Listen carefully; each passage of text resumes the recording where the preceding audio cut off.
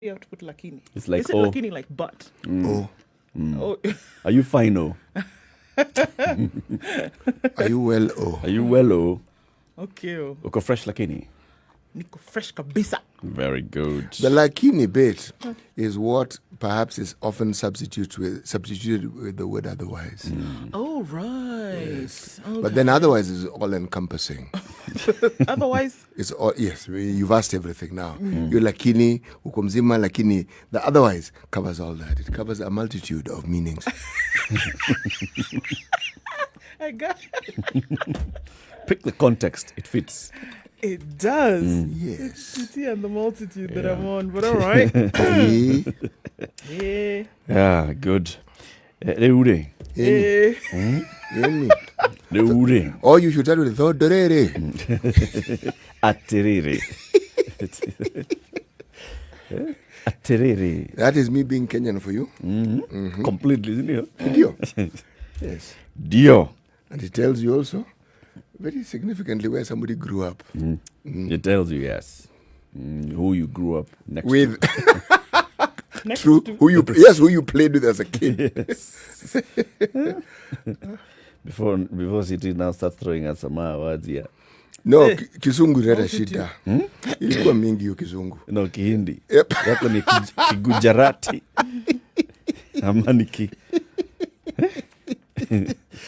Yes. You threw all of them in. Anyway, welcome to the show. It's another exciting day, Tuesday, the 28th, final week of July. The president met, the president spoke. We'll be looking at what the president said And what he didn't say. and what he did not say And people have assumed he said. and what he implied. Right? And people thought he also implied. Yes. And then we'll also be looking at what's expected to happen in the Senate today, which may not be different from what happened in the Senate last week. Last week. Or, but we'll be discussing that as well. This third basis formula of revenue sharing has taken all manner of political twists, but we'll be discussing that as well. And then the DPP is set to unveil some new procedures that he's using on how he arrives at the decision to prosecute. The Constitution created an office, a very powerful office called the Director of Public Prosecutions. This office is so powerful that this man has the power to decide to open an investigation against CT Muga, receive a report, and decide to prosecute CT Muga. Why are you breathing? And he can also decide to terminate. When your name is Terminate mentioned CCTV. alongside the mention of the Prosecution. DPP, it is important for you to follow OSHA instructions when it comes to alleviating anxiety. So you take deep breaths. And it helps if you Count to seep 10 the even. breath through your teeth. Wow. Yes. I'm glad to know that these things have laid a heavy impression on your mind. Yes. What things are they sitting? Anxiety. And reducing it. Okay. Yes, because the statement you made was a process in acquiring the said anxiety. You wondered who I have talked to. Yes, You know, and when so- your name, there are certain individuals' offices that when your name is mentioned alongside them, it is actually prudent for you to become anxious. Yeah, you don't just take things lightly. No. Why? Let's begin the show where we always begin. Fellow Kenyans. Right. So, taking us to well over 17,000 cases in Kenya, 17,975, very close to 18,000 cases, with 440 tested positive yesterday out of a test load of 3,197 in the last few hours. So this is where we are on the same day when certain announcements were made concerning the movements of Kenyans in and out. Rather within the country. All right. So that takes Kenya to 5 shy of 18,000 coronavirus cases. 5. 25. Sorry, 25. So 25 shy of 18,000, likely to cross that mark today. We're looking at the world and 16,644,067 cases with 656,550 deaths. Interesting to note that 232,050 of these cases have recovered through the world. So that's always something important to remember, I think. Mm-hmm. The United States, 4,433,410 cases and now at 150,444 deaths. They've crossed that mark and continuing. We saw several things happening over the weekend, and not even just over the weekend, but even yesterday, where in the United States,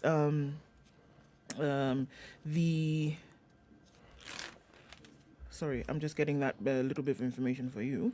Perfect. We'll wait. We're here. You wait. It's okay. The Trump National Security Advisor has contracted COVID. And that was the news that came out yesterday. And it was breaking news all over the place. Because now the question is it possible that President Donald Trump also could be positive? And It's like some news outlets want they really really want this guy to be positive, because then there's validation and vindication for the things that they've been talking about. And over the what last makes you couple of think that weeks. he might not be? Well, there you go. I mean, now, if Robert O'Brien, I mean, he is the most senior White House aide now to contract the virus. And he's often in the presence of Donald Trump, basically goes everywhere with him.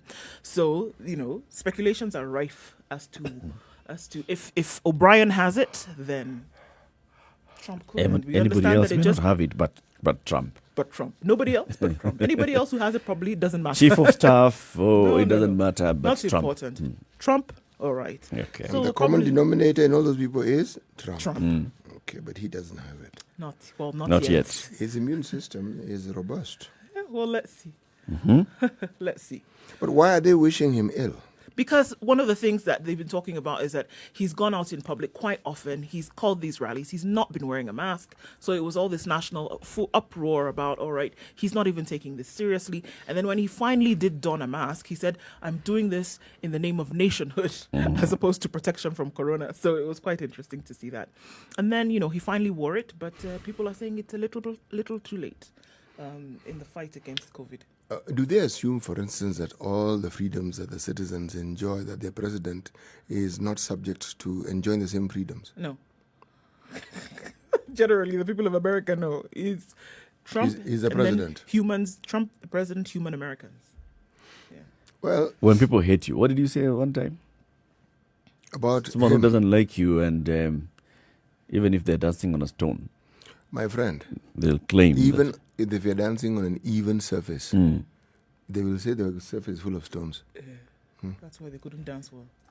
Yeah. People just don't like Trump, so they will look for anything. Right now, they'd want to just see. Do you know Trump what is has of been interest? Is ostracized. if you look at the presidencies of America, believe me, there's always an interest group who doesn't like the president of the president. time. Yes. Yeah. There are people who detested Obama, hated him to the core. There are people who detested Bush and hated him to the core. It's just that the Trump haters, it appears, are louder. Yes. And No, then it's actually now more concerted in the media. You see, the others, media wasn't coming out as a hater of that president. No. Yes. For example, CNN, Obama. for example, you CNN can't does not lie. hide it. They don't hide it at all. It's clear from their news anchors to journalists to commentators, everybody. And I think they bring in individuals to comment, and they know that the bias is pretty against obvious, him. yes. It's obvious. It's clear. But please, let's also remember that the media in America is, among other things, not necessarily known for its lack of bias. Oh no! You know can who's on tell which side. Fox will do this. Yes. CNN will do this. If you go to print media, you know The Post very well. will write in this way. The Times will write this You way. know. Yeah. You know. Yeah. You have a clear idea of where they tend to lean. True. Now, this is democracy for you. There you go. Okay. Then you will get people who supposedly magazines that want to present the view that they are independent, like Harper's, like The Atlantic. They'll want to, because the contributors are supposed to be, should we say, bias free? If you're a human being, There's no way you'll be bias free. you'll have a leaning. Yeah. Yes. Okay, cases continue to soar in South Africa, 452,529, 7,000 deaths. We saw again now more measures, or rather tightening of things yesterday. And the numbers are continuing to rise. It's still behind Russia, about 300 and something thousand cases rather, behind Russia.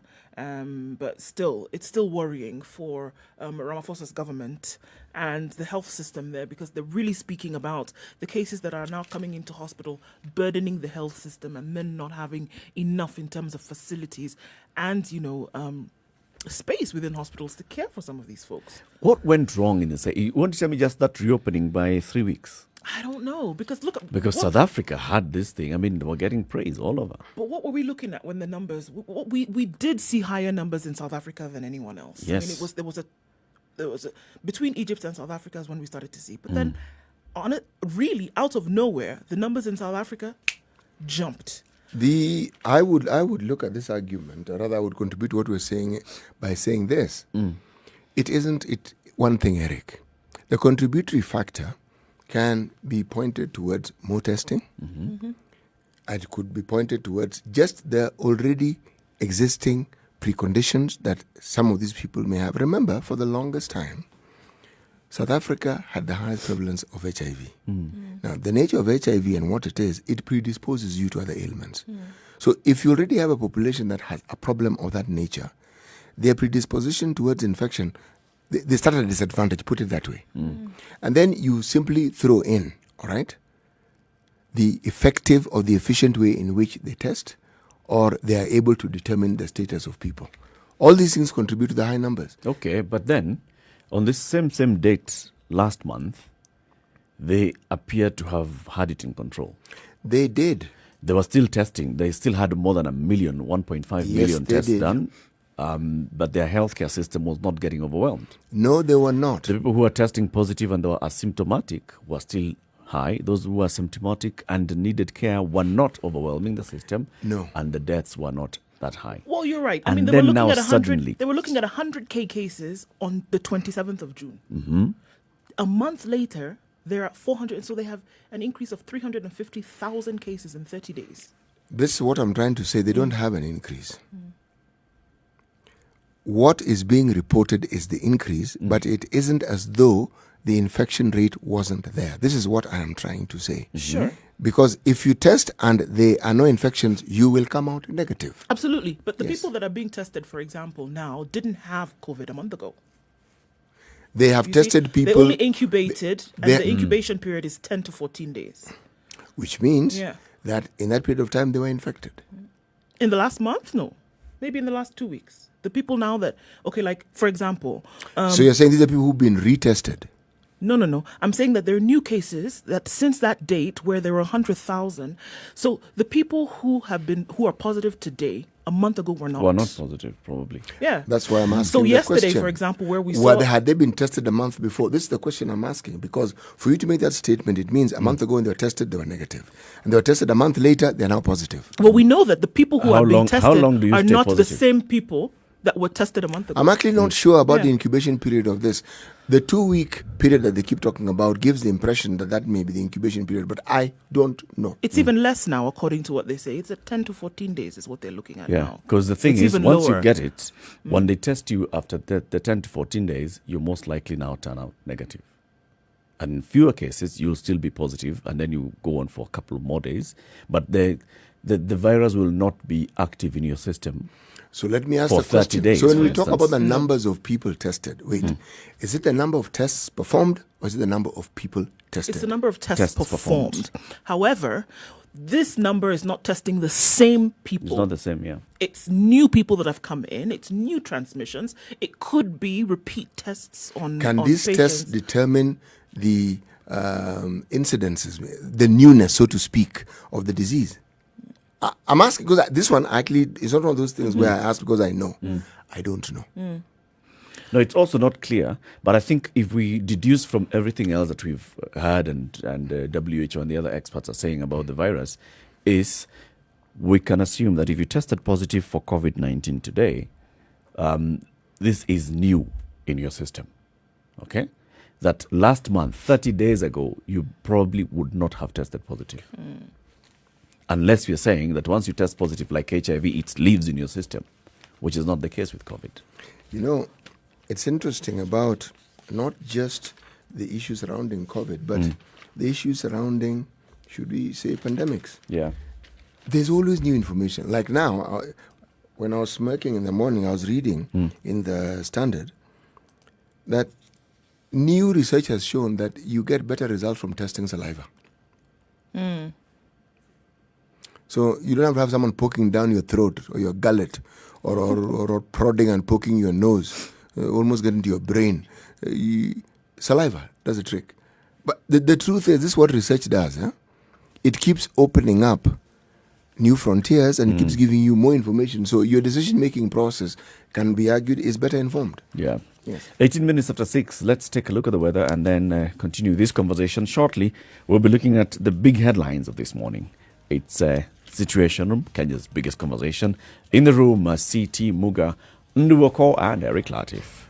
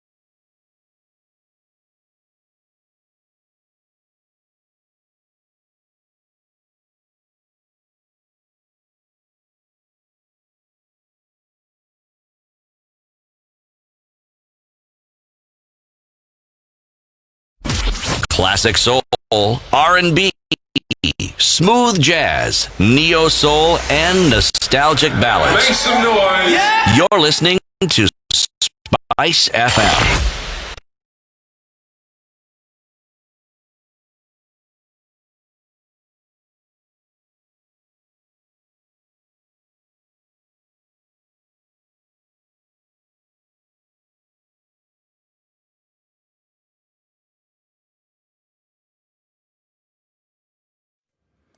All right, Tuesday morning, let's see what the skies have in store for us today. Mostly cloudy in Nairobi at 14 degrees. We'll see highs of 21 and lows of 13 today. We know that there will be lower temperatures recorded over the next 6 days or so. In Njeri, light rain showers already coming down this morning at 14, graduating to thunderstorms later with highs of 19 and lows of 13. In Nakuru at 14 degrees, it's mostly cloudy, highs of 20 and lows of 12 with thunderstorms forecasted for later. It's mostly cloudy in Eldoret at 13 degrees, thunderstorms also for later, highs of 19 and lows of 12.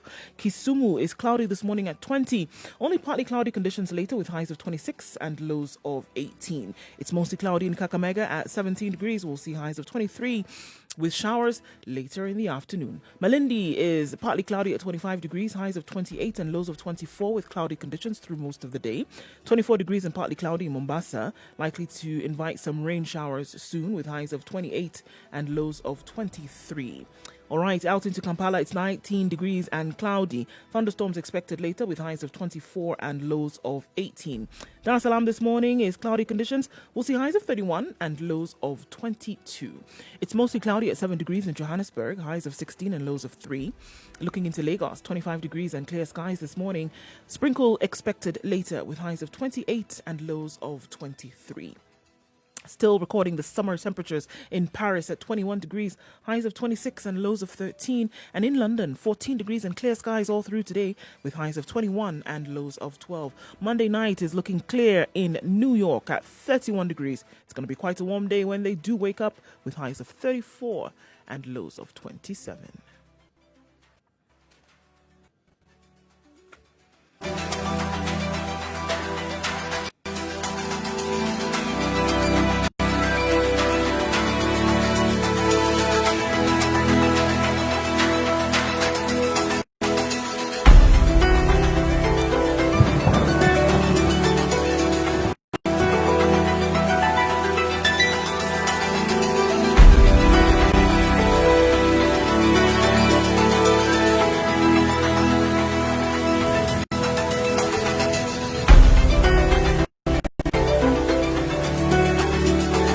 It's 23 minutes after 6 o'clock. Before we get to today's program, what's the news from Uganda? Right, so Uganda has recorded its second coronavirus death. The first was on the 24th of July, and the second was yesterday. For the longest time, from February 15th until the 20th of July, 0 deaths recorded in Uganda. But we see now 2 within 3 days of each other. So this is what's happening there now.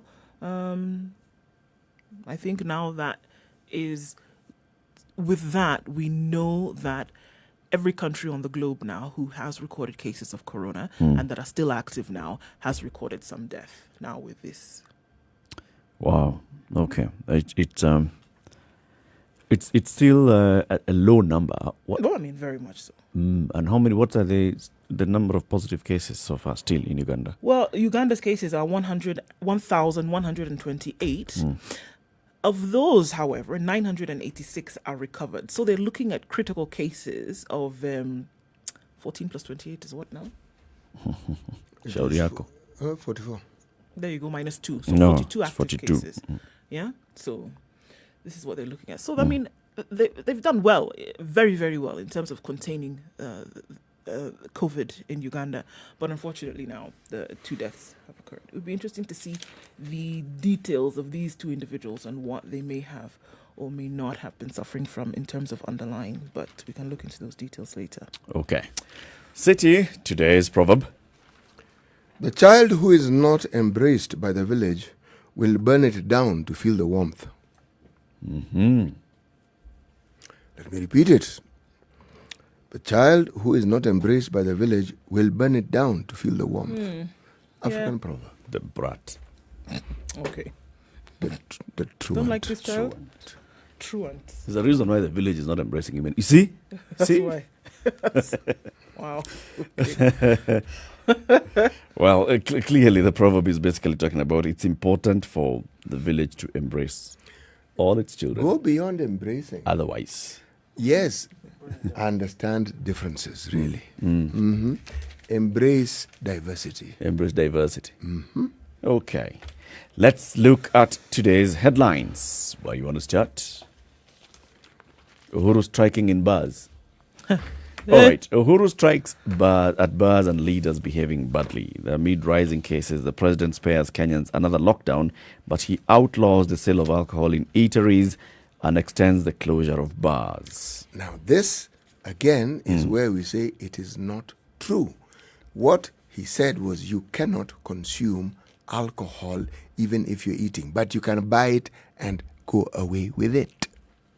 Consumption within the premises Is what is prohibited. Yes. So what did he say? So you can go to an eatery and buy booze. You can't drink it there, but you can go with it. You can carry it. You can carry it. There's no Take away. drinking alcohol in eateries. You can't drink it in there. But you can carry it. Buying, you can buy. Carry it, yes. But don't sit there and partake of You cannot. Okay. Actually, let me add, Rider, which he didn't say. You will not. You will not do. Okay. So restaurants, eateries, bars, food courts, entertainment joints, supermarkets, wines and spirit shops will only sell takeaway drinks. Yep. And then consumption in the public during COVID-19 period is banned. So basically, this is what had been published and circulated around as Mutahi Kagwe's proposals what the president just came and rubber stamped and said, this is what's going to happen. Yeah. Mutahi Kagwe is the Minister for Health. Yeah. He's the man running the It's fight his, against. It's his docket. And finally, if you're talking about a final decision that has to be made Yep. from a health perspective, it lies with him. Yes. Yes. And then these businesses now, the operating hours have been reduced from 9 to closing at 7. 8 to closing at 7. 7, yeah. What does this do? Why is it that we're seeing there was a lot of backlash from what we call members of the public, a section of members of the public over this, the sale of alcohol? There would be, because, you see, the social component of alcohol consumption is what we see here. Because most people who drink in bars could as well drink in their houses or in their cars. But it's the socializing. And bars, by their very nature, or nightclubs, are what we may call cultural establishments. Yes, where people intermingle culturally. Yep. Yes. And they enjoy themselves. That's the general idea. The drinking from home also has these other implications, and people like NACADA and other organizations and individuals have raised concern because this is likely to introduce children to alcohol consumption and drug abuse. It's likely to contribute to domestic violence and child abuse. It's linked to developing addiction and dependency and noise and destruction in neighborhoods. Okay. I don't think these are new things. And I don't think they're things that are going to come about as a result of COVID. They may not, but you see, with no It could other... be on the increase. Yeah, there's going to be there's likely to be an increase of this. People linked with developing addiction and dependency. True. This actually has been said before, you just start drinking at home and you're having one. But remember also, there was a lot of noise made when pubs were introduced into neighborhoods. Yep. A house became a pub. Yeah. And the noise that was being made about it had a lot of validity. Okay, apart from just the disturbing element, the noise that came about as a result of this place. And remember, one of the things that alcohol does well, it disinhibits you. It does. Yes. So the volumes of conversation increase, the volume of music increases, but also it brought proximity to the consumption of something where a very significant section of our community believe to be evil. And now here they are. Yes, it's not just right here in your neighborhood. Not just it's something that may produce some undesired results. It is evil. Yep. From the devil himself. Yes, alcohol. And again, they have reasons because they have seen what excessive consumption of the said alcohol has done. It has ruined, forget the health of the individual, but the health of families. Let's look at the behavior of the Kenyans, especially the group of Kenyans that had started flocking bars and therefore raising these concerns, all right? Going to bars in large numbers, not observing the curfew hours, going to parking lots and drinking from there. So these are the same people that you're saying you no longer have access to the restaurants. They're all bars and they're just calling themselves restaurants. Like we were saying, selling smokies there and booze. Saying I'm a restaurant. And saying you're a restaurant. So now you have no access to these places, but you can buy booze and still go and consume it elsewhere as long as it's not in a public place. What's going to happen? People are going to invite the blokes over to the house That's to have it. a drink. That's what's going to happen. Or even hire out Become a house party. Airbnbs. Right. Take up an Airbnb, go Yes. party of 5-6 people. That's in this what's particular going to... place. I'm telling you. No, not going to happen. It's already happening now. It has been happening for quite some time. Right. But then we're going to see an increase of it now because the people said you can't be in a public place, so take the party home. Yeah. More and more people are going to be doing this. They may not And we're necessarily likely take it to see their more and more- houses. We're going to see patrols in residential areas a lot more now because then you'll find that Let me ask you. the police If- now will be on watch because they probably are aware that this is going to happen as well. Yep. Many urban centers have developed what you call furnished apartments. Yeah. All right? If someone pays for a furnished apartment and pays for a whole month and says using it as an office, are you going to ask him how it is that 10 people come to this office every evening? No. When the shishi is already in your pocket, what's your business? Nope. Precisely. It's furnished. It's a house. done. All that will happen is that those who are committed to consuming alcohol at all costs and health be damned will find a way of Of doing the consuming same. their alcohol. Yes. And there are some establishments like hotels that are converting their rooms into these cubicles. Remove the bed, put seats. So it's a hotel room. You've taken up a room. It's a hotel room. It's a hotel room. But now you're there with your buddies, 5 or 6 of you, and you're drinking from this room. And you Are can you have kidding? adjoining rooms. Yes. Unbelievable. You think innovation is limited to a matatu which is supposed to have 2 people I love it. having 4 people sitting on it? I love it. I love it. Just the If you're spirit running a of- hotel, what would you do? Omo. If you're running a hotel, Creativity and innovation. Yeah. I love it. yes, sir. telling you. Provide a Let me just conducive put caveat environment. emptor. I didn't say that I'm advocating for it. I just said it's brilliant in terms of an idea. Nice. 27 minutes to 7. Let's take a look at the traffic. What's happening on the roads? We continue with the conversation. Good morning.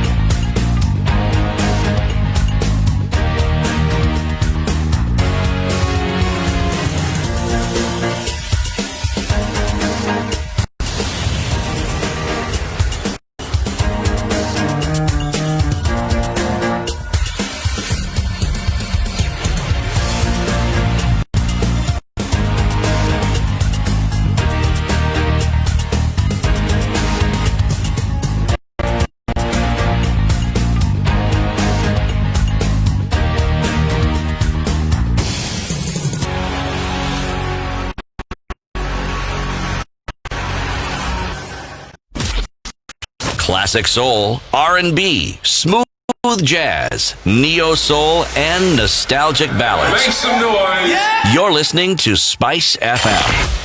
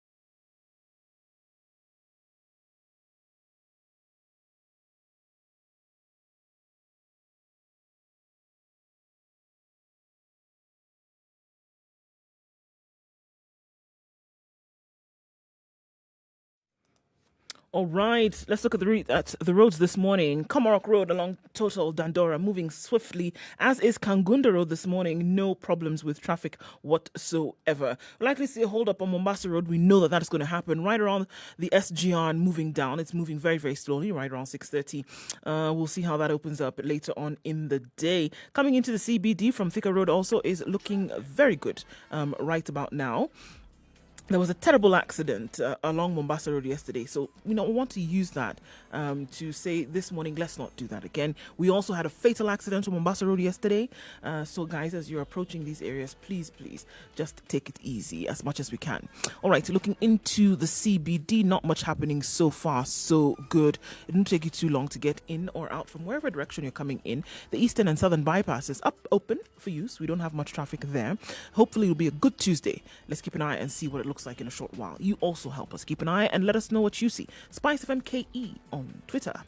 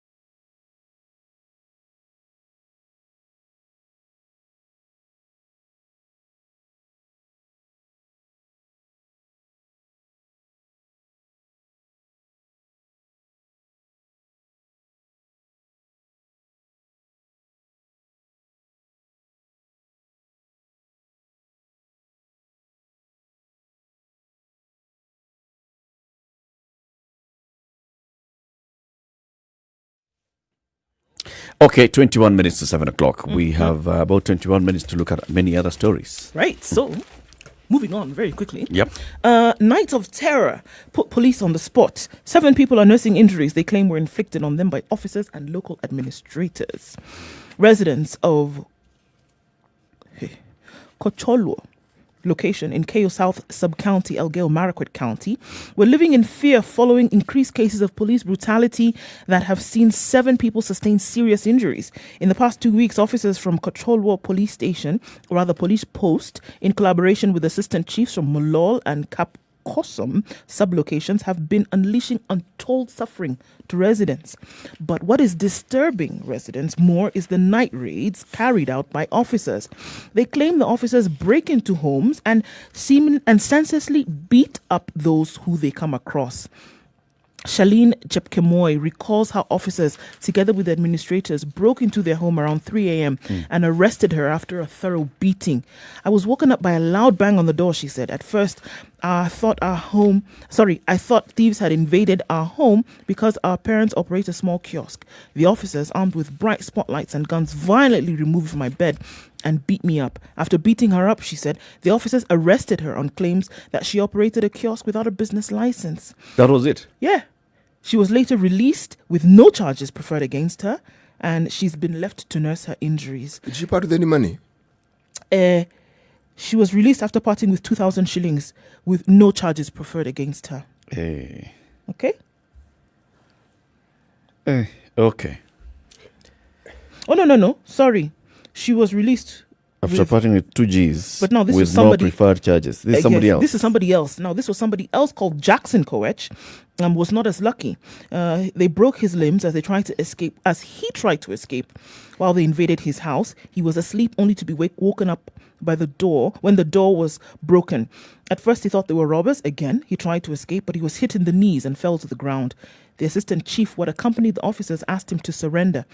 Before being taken to the same Kocholwo police post, he was senselessly beaten, resulting in a broken leg and an arm. This is specific to a particular place, Yeah, and it's being led by chiefs and police bosses.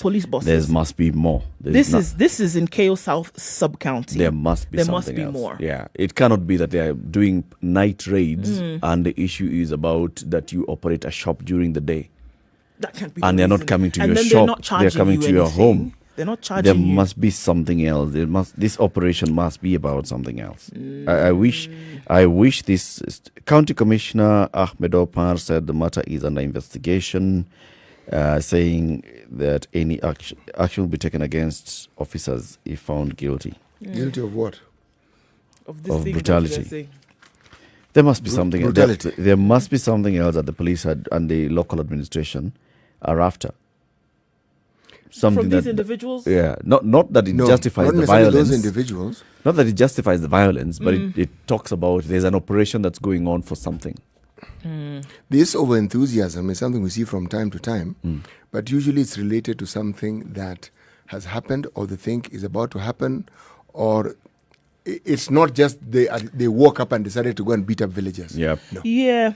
The fact, though, that they then don't prefer charges or even ask them for some money to be paid and then still go ahead to not prefer these charges also is a bit worrying.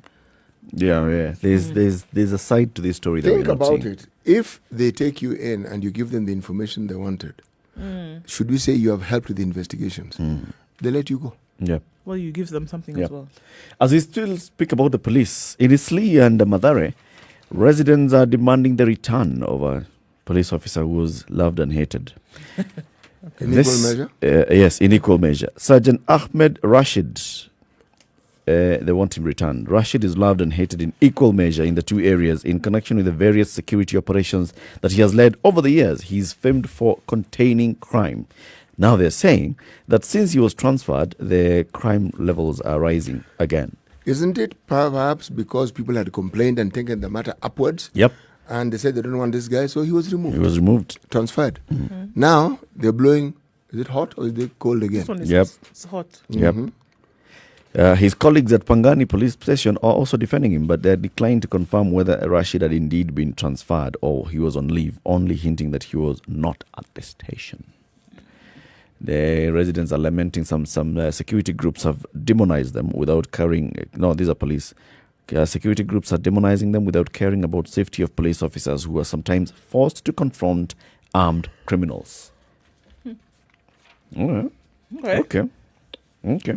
When it comes to police, there's one issue or the if it ain't one thing, it's the other. It is. Yeah, it's the one thing is the other. We're going to be discussing what's going to happen in the Senate today. That's the headline of both the Nation and the Standard, right? Mm-hmm.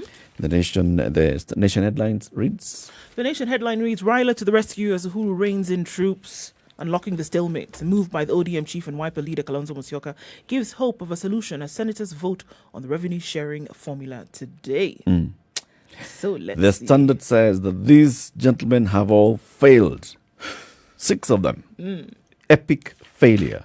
Senate teeters on the brink of another epic fail on county revenue sharing formula. These men, in their own special ways, hold key to resolving the impasse, but they have not hacked it. In the meantime, counties are starving of cash to run essential services. Who are the 6 gentlemen? Musalia Mudavadi, the leader of ANC. He, like Ruto, the ANC boss, is shouting on the sidelines for a solution when his senators are part of those belatedly scrambling for a solution. The senator for Homa Bay, the Honorable Moses Kajwang, disagrees with him and quotes Disagrees with who? all these people. He says there's no crisis. everything is A-okay. No, he says, according to Article 127, Section 7 of the Constitution, it allows the Treasury and the counties to continue using the previous formula until there's a new one to replace it. So he asks, where's the crisis? Give them money. They could have. In fact, you're allowed, even before the formula. passage of this allocation bill, to get at least 50%. Remember the Court of Appeal, and we discussed it last month? We did. The Court of Appeal ruling. Where is the crisis? So they could have released money based on the old formula while they try to figure out what they're doing. There's no crisis. So they can get 50%. they can get some money to run this. There is no crisis. This now the elephant tears. I realize it's a crocodile who have the tears. Kajwang would be a very good person to actually talk to you on this matter. The other 5 gentlemen, according to the Standard, Speaker Kenneth Lusaka, Kalonzo has bemoaned the impasse, blowing both hot and cold on who to blame while belatedly offering proposals without building support for the same.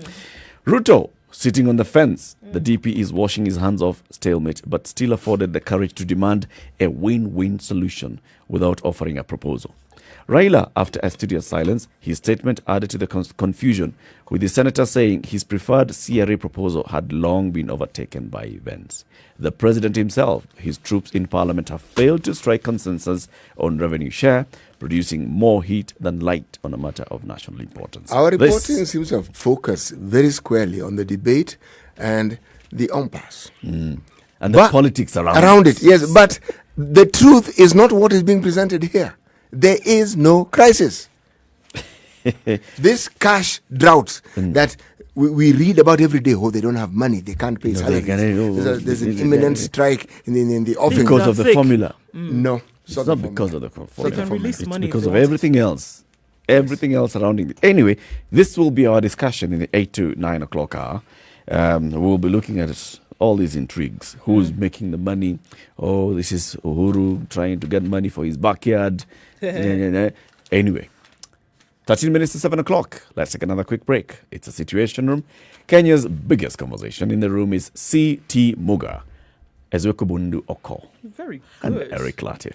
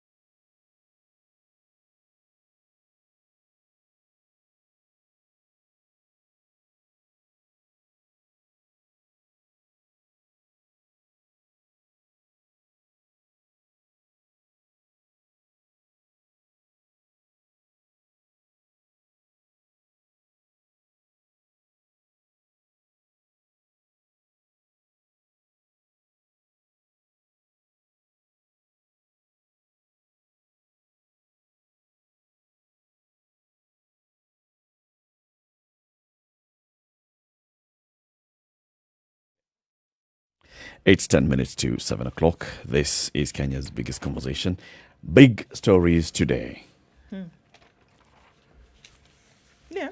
Okay, so former PS risks fine or jail over 63 billion shilling health equipment.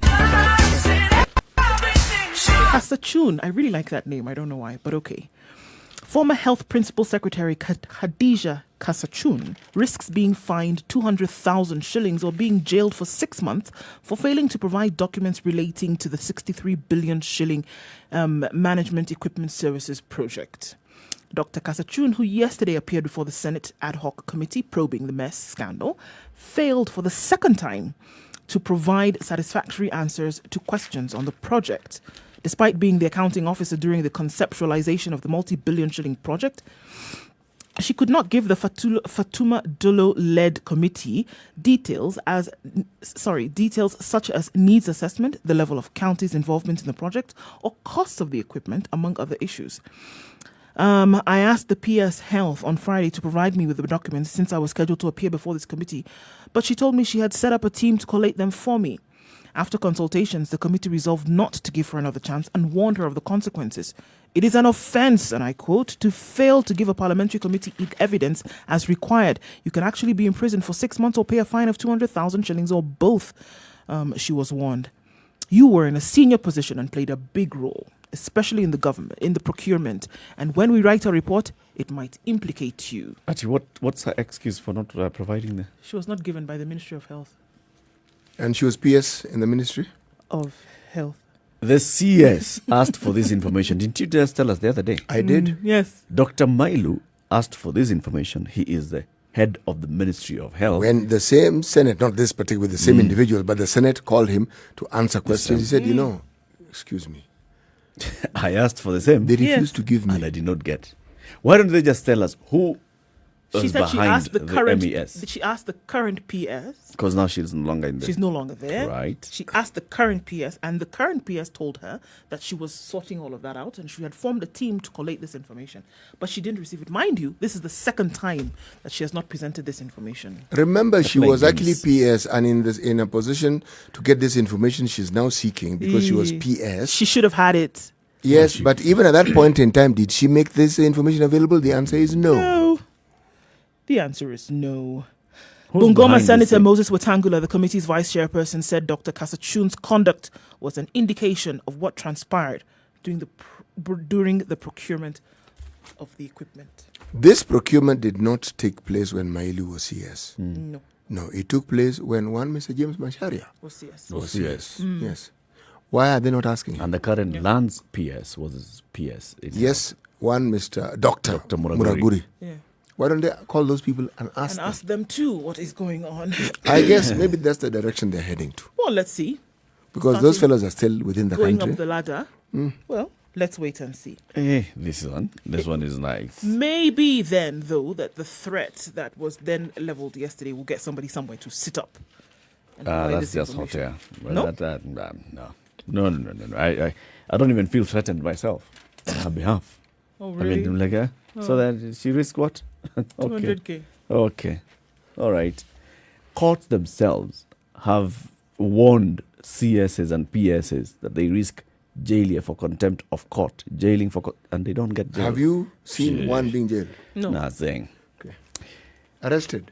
Okay. Here is another story. PS. The Kenya Agricultural Livestock and Research Organization, KALRO, is developing a scheme to promote donkeys' natural breeding. This because there has been a failure of assisted reproductive technology for donkeys. Now, we discussed this a couple of months back about the looming crisis that we have with the donkeys in the country. In fact, it led to a point where the government outlawed the export of donkey meat Yes. because this was what happened. So we have now donkeys are classified as meat, as edible meat, food item, and we allowed the establishment of a couple of establishments that could, slaughter and process the donkey meat. Because of that, we saw a lot of donkeys now ending up in these slaughterhouses, and we are facing a huge shortage. donkey population dropped from about 1.8 million donkeys to less than 600,000 donkeys in the country. And now, because of that, the researchers at Calro decided, all right, so we need to boost our population of donkeys. They came up with AI, just like we do with the other livestock. This has failed. Donkeys, AI, no. It has to be natural.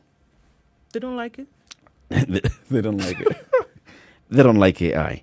Assisted reproductive technologies in donkeys have not worked, and the initiative is exploring ways of breeding donkeys through natural methods in a more structured ways. Donkeys are hard breeders, and they are prone to abortion. Their gestation period takes longer than a year. This is according to Dr. Samuel Muga of Calro. Calro will implement the program in partnership with Brook East Africa, and they say the dwindling population and the rising demand for donkey skins calls for an urgent need to breed donkeys, which is pretty obvious. They first started the initiative by assessing the status of donkeys in the country, looking at the population, the offtake rates, and other aspects such as theft. They also explored the challenges of breeding donkeys, which are poor breeders. They are currently developing structures to aid community-based breeding schemes. Have donkeys just suddenly become poor breeders, or have they always been poor breeders? They've always been poor breeders, but because there was no high demand for skin But and how meat, did they arrive at this particular understanding that the donkeys are poor breeders? Because one, all over this country, we've had donkeys for the longest time. yeah. As a child, I remember seeing. I've been seeing donkeys literally. You see all my donkeys life. everywhere. You go to any part of this country, you saw You see donkeys. There are places you see more donkeys than other places, but you see them I all the thought you were time. going to say you see more donkeys than people. No. But okay. There are places that you will see I haven't more had that donkeys than experience people. yet. No? Yes. Okay. But you see, what you were seeing earlier, City, is there was no offtake for donkeys. Yes. Donkeys would live their natural life. Yes. Well, they die because of the kind of labor that they put into. Yeah. But no slaughter of donkeys. Nobody in the country ate donkeys. And nobody in the country had any use for donkey skin. Yeah. Suddenly, didn't. there's this market. So now you are off-taking donkeys more than they're breeding. You never noticed that they actually Had breeding problems. had breeding problems. This is what I'm actually questioning, because for the longest time, donkeys were mistreated. Yep. Yeah. Literally mistreated. When one talks about them being a beast Beast of of burden, burden. they were not managed well. Donkeys, by and large, when you came across them, looked tired, haggard, skin had weathered, Finished. fur on it had Matted. yeah, exactly. Yep. So they were not well looked after. Of all the species of animals that we've domesticated, you don't hear of this. Do you hear of cows having a problem breeding? Has that story come out? No. No. So I Also, hear their you saying gestation that if they period would is be lower. take- This one is a year. It is Can't true. imagine just dating for a It year. is true, but also bear in mind that the amount of research that has been done on reproductive capacities of cows and so forth, plenty. Yep. And then AI worked. Yes, Now, in this particular case, AI not but working. they've only just started. This is the whole point. Why I mentioned cattle is because it's something that has been done for a long period of time. So they figured it out. With the donkeys, when they do this over a period of time, they will also figure it out. So Yeah, it also but applies what to the- what- donkeys when you say keep trying, don't give up. Yep. I'm simply saying that this is information we're receiving now, because donkeys have suddenly featured as being important beyond carrying whatever it is that they carry and being mistreated. And they're facing extinction. They are facing extinction. Yes. So good work by the researchers. I'm sure they'll continue exploring ways of artificial assisted reproduction as they come up with ways of helping natural reproduction as well. Coming up to the top of the hour, CT Muga, you'll tell us today's proverb when we begin the hour, because we'll also now be having the KTN home audience as well. This is a Situation Room. It's Kenya's biggest conversation. Remember, we are live streaming as we always do these shows. Spice FM KE, Facebook, YouTube and Twitter, and www.spicefm.co.ke, as well as broadcasting Nairobi, Mombasa, Kisumu, Nakuru, Eldoret, Nyeri and Malindi. Good morning, 7 o'clock.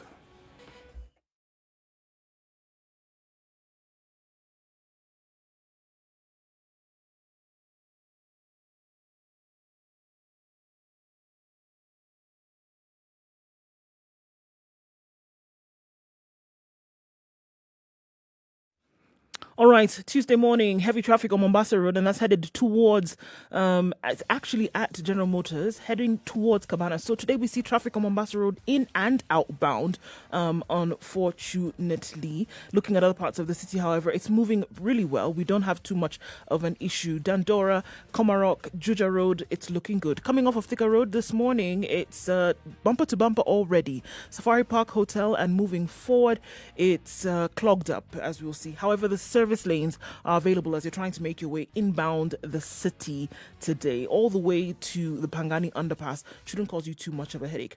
Look at Westlands, right around the Red Hill bypass. You can use that as an option, but probably not necessary right around now, because traffic is flowing very smoothly all the way to the roundabout and then into the CBD. We'll take a look in a short while in terms of how it looks. Let us know also what you see. Spice of MKE, that's how you can reach us on Twitter. We want to keep it moving this Tuesday morning.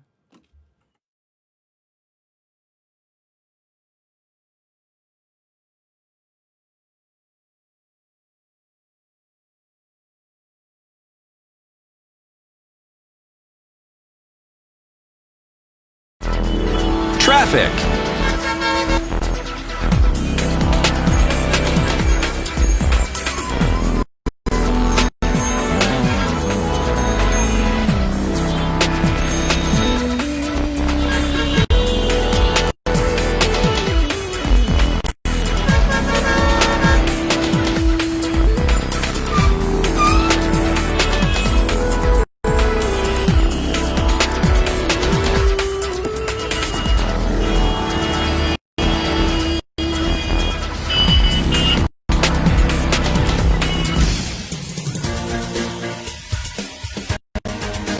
This is the Situation Room, the home of hard-hitting political commentary and penetrating insights about the Good state morning of the to you. nation. 2 minutes This after 7 is a o'clock. talk This radio is experience like Situation Room, Kenya's biggest conversation, broadcasting on Spice FM 94.4 in Nairobi, 102.5 in Kisumu, 87.9 in Mombasa, 96.7 Eldoret, 96.0 Nakuru, 90.9 in Njeri, Malindi, we're on 97.7, and for this hour up to 9 o'clock, we're also on KTN Home. Welcome to our audience on KTN Home. Let's begin with today's proverb by C.T. Muga. This is an African proverb. The child who is not embraced by the village will burn it down to feel the warmth. Not cryptic. Well, not very cryptic. Not very. Child who's not embraced by the village will burn it down to feel the warmth. Yes. You'll explain this in detail In detail as we continue. and in the due show. course. Very good. Now, this morning, the Office of the Director of Public Prosecutions is going to be hosting an event, which is the launch of Guidelines on Decision to Charge 2019 and Case Management System. The decision to charge. Now, remember, the Office of the Director of Public Prosecutions is a constitutional office that was basically removed from or hived off from the state law office, the Office of the Attorney General. Because initially, the powers to prosecute were vested in the Attorney General.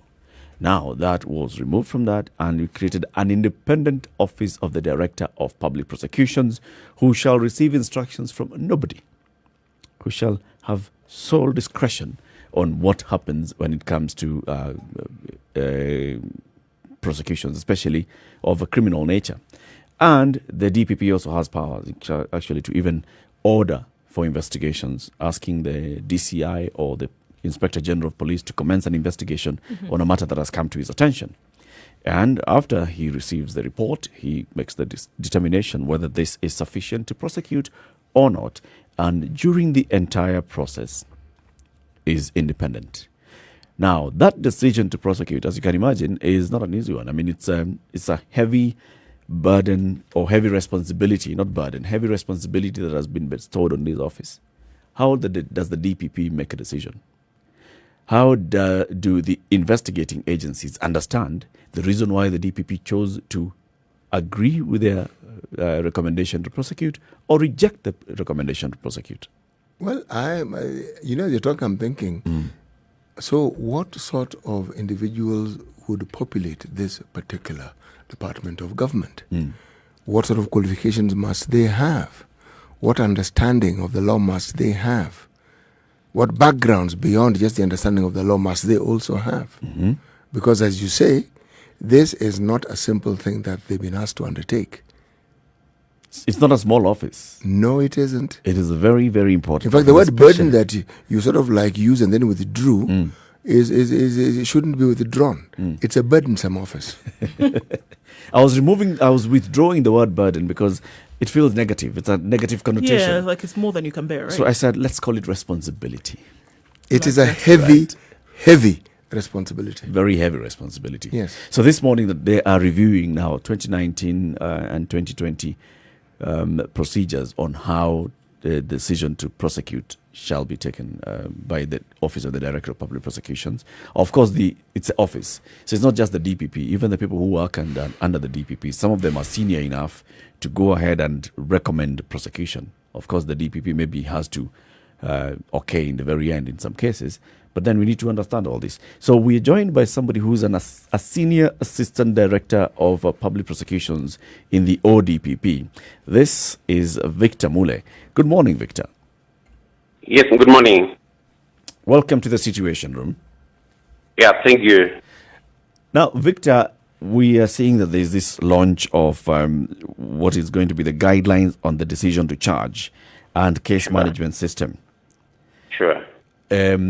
We are starting from that point of saying this is a heavy responsibility that has been bestowed on the Office of the Director of Public Prosecutions, that they have to make sole decision and discretion to charge. Yes. How do you arrive at that decision to charge, even before we look at the new guidelines? Even before we look at the guidelines, thank you very much for calling in. In making the decision to charge, the Office of the Director of Public Prosecutions is guided by what we call the two-stage test. And the two-stage test involves, one, the evidential test and the public interest test. I'll just explain in a minute what they mean. Of course, the first one, the evidential test, we look at the sufficiency of evidence. And all this is derived from the Evidence Act, one of the laws of Kenya. And there are 6 considerations which a prosecutor makes. Once we receive a file from an investigation file, agency, either the police, the Ethics and Anti-Corruption Commission, KRI, we take into account 6 aspects. The first one is admissibility. Is the evidence admissible? The second one is availability. Is the evidence available? The third one is credibility. Is the witness credible? The fourth one is relevance. Is the evidence relevant to this case? Remember, all cases, all offenses have got essential ingredients which the prosecutor must prove before a court of law, so that the court can find the suspect guilty or not guilty. So the evidence must be relevant to the particular offense. And then the last one is the strength of rebuttal evidence. Okay. And rebuttal evidence is the evidence offered maybe by the adverse party to disprove or contradict the evidence presented by the prosecution. That is the evidential test, and it is the first test which a prosecutor considers. If the file does not satisfy the threshold for the evidential test, the prosecutor must rest his tools there. You don't consider the second test, which is the public interest test. Okay. The public interest test is derived from the Constitution itself. And remember, the Constitution is the supreme law of the land. And under Article 157, Sub-Article 11, the Director of Public Prosecutions is supposed or obliged to have regard to public interest. Now, what is public interest? Public interest is what is good for the common public. And I want to distinguish this with what interests the public. It is not what interests the public. It is what is in public interest. What is good for the common it's not what is trending. Yeah, it's not what is trending. You would find people maybe holding demonstrations telling the DPP, charge this person with this offense. People will trade in social media, do this. No. That is interesting to the public. It might not be in public interest. Public interest is what is in the common for the public. And there are 7 considerations under public interest. I will just go through them very fast. The culpability of the suspect. How culpable is it? What is the level of involvement? The second one is the impact or the harm to the victim. You know, all crimes have got a victim. It could be a member of the public or even the government itself. Yeah. So what is the impact to the victim or the community?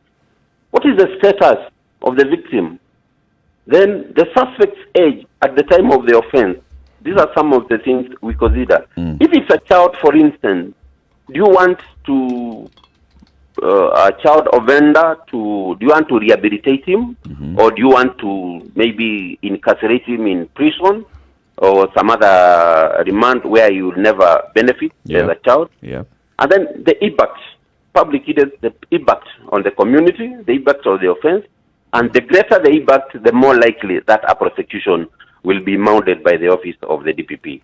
And whether there is a proportionate response, whether prosecution is the best. If prosecution is the best, remember we have alternatives to prosecution. And one of them, we call it diversion. Maybe later in the show you will ask me about diversion. And then maybe you plea bargain. You could also do asset forfeiture or recovery and say that is sufficient and the like. And then we also consider whether the sources of information require protecting in public interest. So those are the main considerations. But as I said, the key word is you start with the evidential test, and if you are satisfied that the 6 tenets of the evidential test are been accomplished, now you go to the public interest test. But if you don't you don't satisfy the evidential test, you rest your tools, and the file is closed at that stage. Irrespective of public interest. Irrespective of public interest. If you don't satisfy, remember, you cannot go to court just to please the public. And if you go to court, the court will be bound by the law, and the law is you prove the case beyond a reasonable doubt. Okay. So, Victor, who's involved in this process then? I just want to look at one specific thing that you spoke about just a few minutes ago, where you talk about then deciding whether you want to prosecute, if your intention is to incarcerate, along those lines. How many people are involved in this process, or is it the investigating officer who then uses, his point of prerogative to say, all right, this, or his or her point of prerogative to say, this is what I'm going to do? How many people are involved in this process before you reach a decision that now comes out into the public? In Kenya, currently, we have 129 court stations. Each court station has got a prosecutor who has delegated powers from the Director of Public Prosecutions to make the decision to charge. But I will add this. There are some cases which only the Director of Public Prosecutions can give consent. Okay. For instance, anti-corruption cases. It has to be the Director of Public himself who makes the decision to prosecute. Of course, you know the structure of the office of the DPP, and the level of making decisions starts from the DPP, its deputies, and downwards that way. So, in short, for petty cases, the police will go with the file in the morning before the duty prosecutor in the 129 court stations. They will present the file. The prosecutor will study the file, analyze the evidence, and apply the two tests, starting with the evidential test. If there is sufficient evidence, the charge will be registered, and then it will go through the trial process, the judicial process. And now, this is the same process across all 129 courts? All the 39 courts. But I want to put a rider. There are some complex cases which have to be compiled by the investigating agency, that is the Directorate of Criminal Investigation, Ethics and Anti-Corruption Commission, KRI. Then they compile the evidence, present it to the DPP. The DPP will allocate a senior prosecutor or a team of prosecutors to study and analyze the evidence and make a legal brief. They will prepare a legal brief for the Director of Public Prosecutions, and they will still apply the two tests, whether the evidence is sufficient, reliable, and whether there is a prospect of a conviction. Once they prepare that brief, the now and again looks at their brief, their opinion, their legal opinion, and now makes the final decision. You know, and this, yes. What you're saying is truly informative. I actually feel that my understanding of the law is increasing in leaps and bounds. Let me just ask this question. The training that people in your position have and those who are in the judicial system have, at some point are similar, are they not? They are similar. Yes. All prosecutors are professional advocates. Yes. Now, and all judicial officers are professional advocates. Yes. So how then is it, with all these procedures and all these wherewithals that we have, how then do we hear of situations where a case goes to court and we're told there was insufficient evidence? Now, you see, when the evidence is compiled, it goes to court. And once it is presented before court, there are very many factors. During investigation, you'll find that we have obtained documents, we have recorded statements from witnesses. Now, when we go to court, some of the witnesses may not come. That is one. We might go to court, we present a document, it could be maybe a secondary evidence, that is a copy, it may not be admissible for one reason or the other. And then the other factor, there could be evidence which was in possession of the accused persons, which now, what I called under the the strength of rebuttal evidence. Evidence might be produced by the suspect, but the defense to contradict the evidence adduced by the prosecution. And also, we have situations, and that is what the DPP is fighting. Situations whereby witnesses are influenced by persons in authority. And that's what the DPP is fighting. To change their statements. Pardon? Their influence to do it, to change their statements. Yeah, to change their evidence, either not to come to court. The evidence might even disappear because these people have been allowed access to their offices. They might influence witnesses or even make evidence disappear or some other undue influence on the prosecution. Yeah. So there are very many factors why a case might not go through. We'll come back to the big cases. I want to go back to what you call the petty crimes. And these are the ones that an investigator goes to court, presents the evidence to the prosecutor in a court station, one of the 129 court stations countrywide. Yes. And here, as I understand it, it's also in the discretion of this prosecutor to decide whether it meets the thresholds, evidentiary and public interest. Yes. What recourse does the investigator have if, for example, they present a case and they solidly and strongly believe that there is something to take to court here, and then the prosecutor just looks at it and because he doesn't like this guy, decides, no, this one we can't take to court? Thank you very much for that question. The guidelines we are launching today have got a provision for conflict resolution. If the investigator feels that the decision made by the duty prosecutor is not the correct one, he has a recourse to the immediate supervisor of that particular prosecutor. In all the 129 stations, we have senior prosecutors who are in charge of the station. Mm-hmm. I will take, for example, I'll give you Makadara. Okay. You know Makadara? Yep. And Kibera. Yep. There is a duty prosecutor who is not necessarily the head of the station.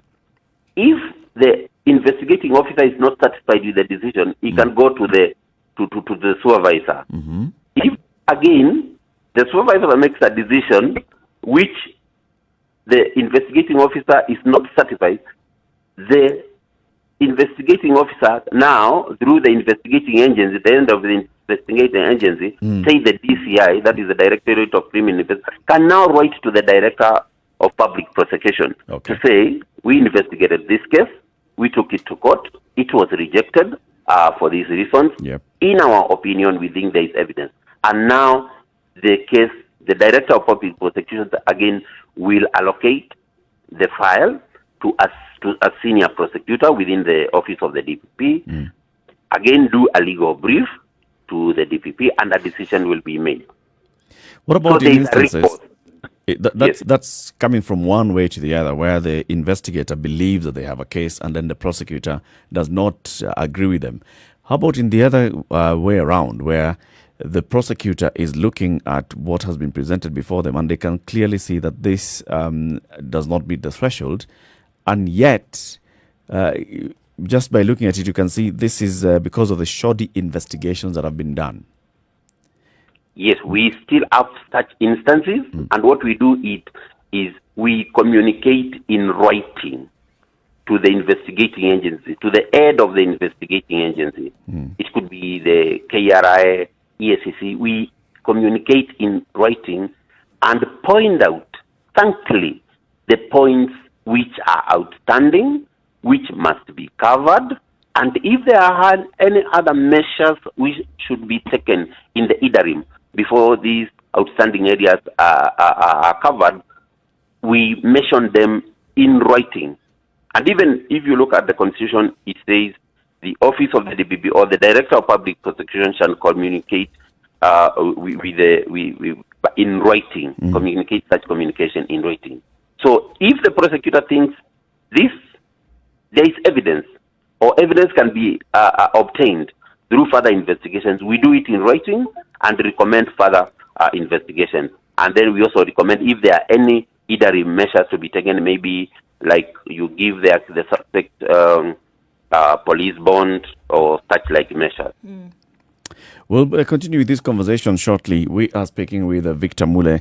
He is a Senior Assistant Director of Public Prosecutions in the Office of the DPP.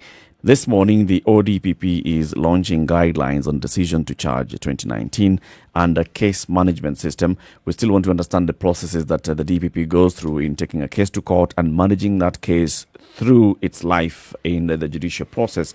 And this is what Victor Mule is basically explaining to us this morning. It's a situation room, Kenya's biggest conversation. We'll be coming back and also looking at the various aspects of human rights. For example, if you feel that the DPP has taken your case to court and you feel that your human rights have been violated or you're not getting a right to fair trial, what do you do? What recourse do you have? I mean, by that time, maybe the DPP has issued a statement, and we've seen people complaining sometimes. The DPP sits and issues a statement or calls the media and says, we have decided, therefore, to charge the following persons. And you hear your name. And just because you are associated with an organization, you have not been called, you have not been asked any question, you have not been asked to record a statement. Victor Mule, these are some of the questions that we'll be asking when you come back out of this. The right to fair trial, the upholding of human rights in the whole course of the criminal justice system. This is a situation room. It's Kenya's biggest conversation. Keep it right here. We're broadcasting on Spice FM, Nairobi, Mombasa, Malindi, Nyeri, Eldoret, Nakuru, Kisumu, and also worldwide www.spicefm.co.ke, as well as KTN Home. We'll be back shortly. So it's now 25 minutes after 7.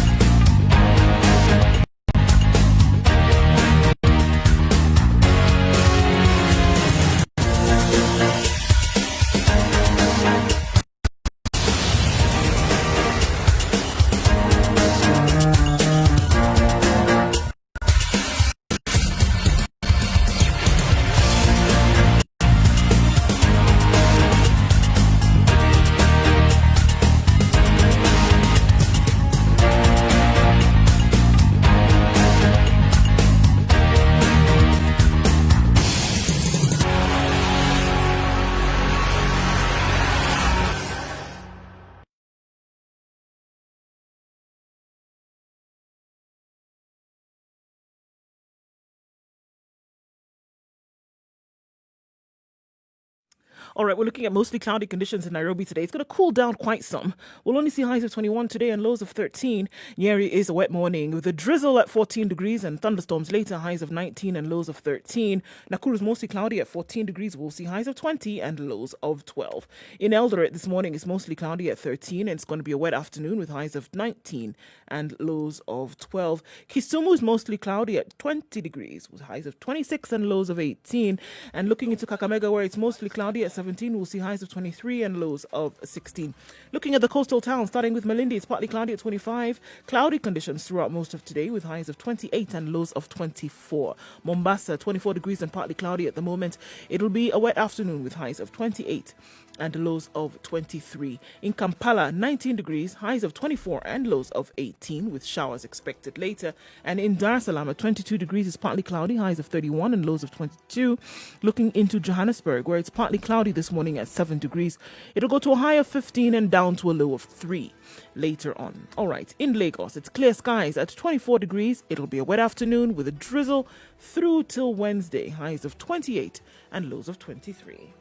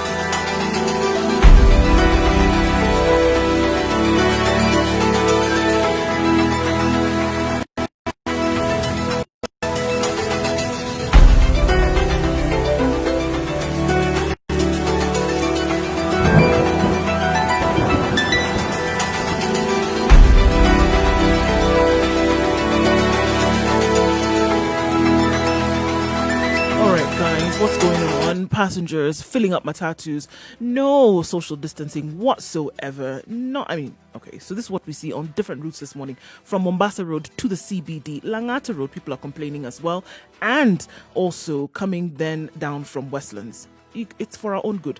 I gotta say that now. So matatus are full to the brim and still being charged higher fares. So let's just be careful, guys. It's necessary. Be the one who doesn't fill the matatu, or be the one who gets out.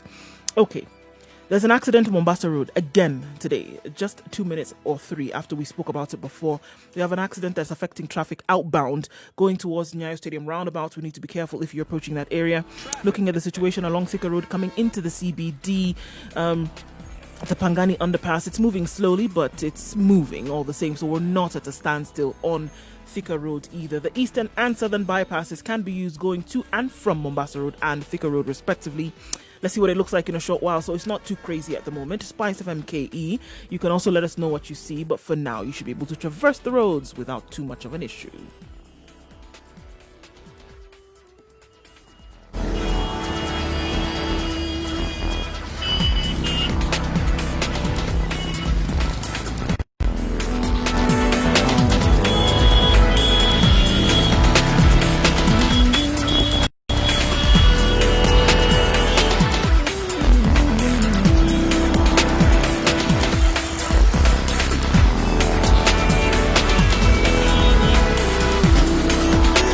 Past 7. This is Kenya's biggest conversation. We call this show The Situation Room, broadcasting on Spice FM every morning and Monday, Tuesday, Wednesday, 7 o'clock to 9 o'clock. We are on KTN Home.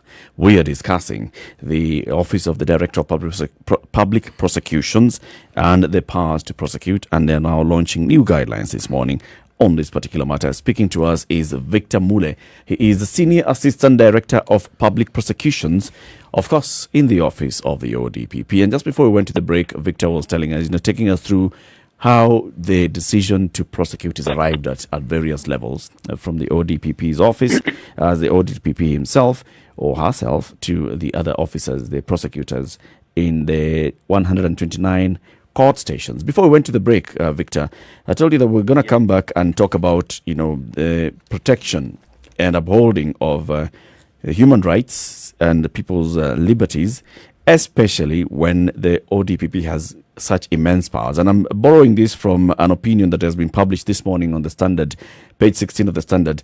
And this is by Senior Counsel Fred Ojiambo, who says the power to charge must be exercised carefully. He basically says the jurisprudence of this nation has moved quickly away from the days when prosecutions were veritable ambushes on the accused.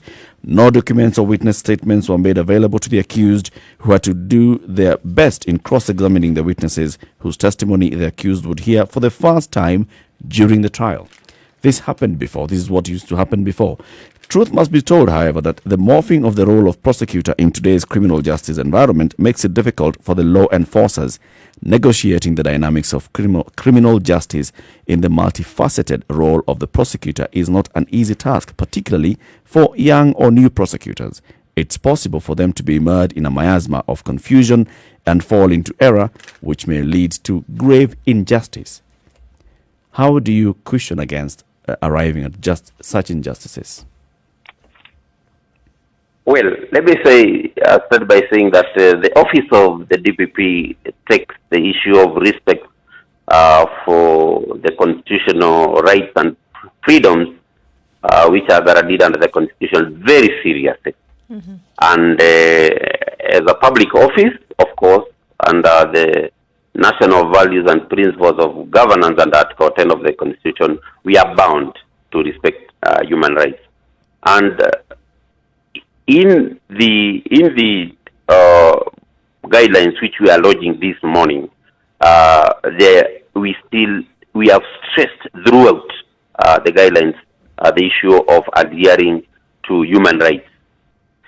Now, regarding criminal cases, what is it that we do to ensure that we afford the rights and freedoms of suspects which are guaranteed under Articles 49 and 50 of the Constitution? Article 50 of the Constitution is the right to fair trial. Mm-hmm. I'll start by at the stage of investigations. And the DPP, the office of the DPP is only involved in investigations whereby we deem it fit to guide the investigators. But during investigations, the files which we get, we normally see correspondence between suspects and the investigating agency being called upon to come record statements and furnish the investigators with documents. Mm-hmm. So the suspects are aware always of what is happening because they've been called at one point in time to furnish documents and record statements. Some decline, some record statements. Mm-hmm. And we normally see this correspondence in the investigation files we normally get. When the case goes to court, the first thing is the charges are read to you, and the first thing which is done is the charge sheet is furnished to the accused person at that time, immediately, contemporaneously. At the same time the charges are being read, a copy of the charge sheet is provided. Mm-hmm. And then the court gives directions and orders on when the office of the DPP, the prosecution, should do disclosure on the evidentiary material they intend to rely on during the proceedings. Okay. Now, in some cases, we at the time of taking plea, in some cases, we already have those materials with us, and we furnish them at the time of plea. I will not say it is in all cases, but in some cases, we have the materials ready, the investigating agency has made copies, and they are furnished to the accused person at that time. The third thing which I want to mention is that we are now able to furnish the evidential material in digital form, either in a flash disk or whichever other form. Mm-hmm. But those who want hard copies, we have gone ahead to make provision for that through our office and in collaboration with the investigating agencies. We have done that. And there is no situation, there is no case in Kenya where we have proceeded before we have furnished all the evidentiary materials to the suspects. To the suspect. Yes, but I don't know any. Yes, Victor, we've had a number of complaints, especially when it comes to the corruption cases where the prosecutor is presenting 10, 15 or 5 people before court. And before that is preceded by the prosecutor issuing a public statement or even calling a press conference to address a public statement, the public, and says, I have arrived at a decision to prosecute these particular individuals.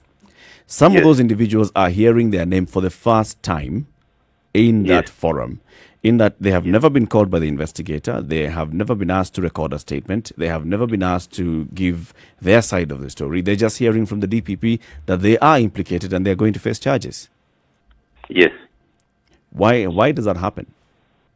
Let me start by saying that under Article 157, 10 of the Constitution, the DPP is an independent office, and in the discharge of our mandate, we don't require the consent of any person or authority to commence criminal proceedings or exercise our powers under Constitution, under functions under the Constitution. And we are also not bound by the direction or control of any person or authority. So we are an independent office. That is what I would say. But something else which you need to know. The public has got a lot of expectations from the office of the DPP, and the public has got the right to information. They must know what is happening with their country, and so the office deems it fit for the public to know and get this information. And there's nothing. I'm not sure you got my question, Victor. I think the question here is specific to you want to go ahead and prosecute. You've already announced that you have cleared a certain file to go ahead for prosecution. Yes. And you're already directing the police to arrest certain suspects. Yes. But some of those suspects go ahead and complain that during the entire case of investigation, the investigating body never accorded them an opportunity to record a statement. Yes. When you're reviewing this evidence and you're going through the evidentiary threshold, yes, don't you want to see statements from all the accused before you say that, yes, we are going to accuse so-and-so? As I said from the beginning, we consider all the evidence, including rebuttal evidence, which is available. And it is, at times, we return files to the investigating agencies to cover areas. And these areas could be a statement or document with the suspect. And as I also said, we are not involved in investigations unless we are guiding where we see this is a complex case. It could be guided. We could be involved in guiding investigations and maybe in the agency collaboration mechanism. But it is, and we are not the ones investigating. But if we deem it fit at the time of review of the file that the suspect should record a statement and maybe furnish that document, we do it. We do it always. I think you answered, unless there is an aspect, and there is always a cobbling mechanism within our office. Quite a number of cobbling mechanisms. The first one is you can complain. If you are a suspect, complain to us in writing. Write to the DPP directly. Do communicate through social media, email, Twitter. Even the DPP himself picks up these messages personally. And we have a fully fledged Cobblings and Complement division, well staffed. You can also channel your Cobblings through there, and it will be acted upon immediately. Okay. Yes. Okay, if I may but ask, of course, there are court mechanism if you are not satisfied by the decision. If I may ask, yes. does Yes. the ODPP have within its organization an arm that deals specifically with ensuring that each and every Kenyan has access to understanding what these services that you offer are and how it is that these services can benefit them as a citizenry? Yes, we do. We do. We have, of course, we have an up-to-date website. What do you want? Do you want a list? No. Actually, where I'm going, a website is useful and it is a good beginning, but beyond the website, understanding that there's only a small elite, and I'm using the word elite here circumspectly because the number of people who have the tools to access any website in this country are not a majority, they are a minority. I am talking about the larger population of citizenry who don't have access, say, to internet. Or how do we reach these people? Because what I'm hearing is excellent. This is a sort of information that every citizen ought to actually have and know. But how do they access it? Remember what I told you at the beginning. We are established in 129 stations throughout the country.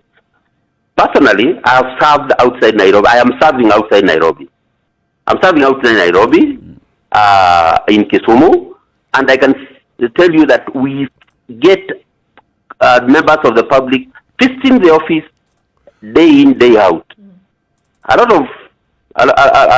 of members of the public, and we welcome them. We listen to their complaints. We give them all the information they need, and that happens throughout the country due to our establishment. And we also have, in addition to the stations 129, we have offices in the 47 counties and all the sub-counties. Offices operating fully manned with offering all essential services, and where members of the public can get all the information they want about prosecution, their cases, whether they are even suspect. We even suspects even come to our offices physically. Even witnesses, victims, they come and we serve them as members of the public. I don't know whether you are answered. No, Mr. Mule, I don't doubt the earnestness with which the ODPP seeks to actually carry out its mandate. But remember, you are an independent unit within the government of Kenya.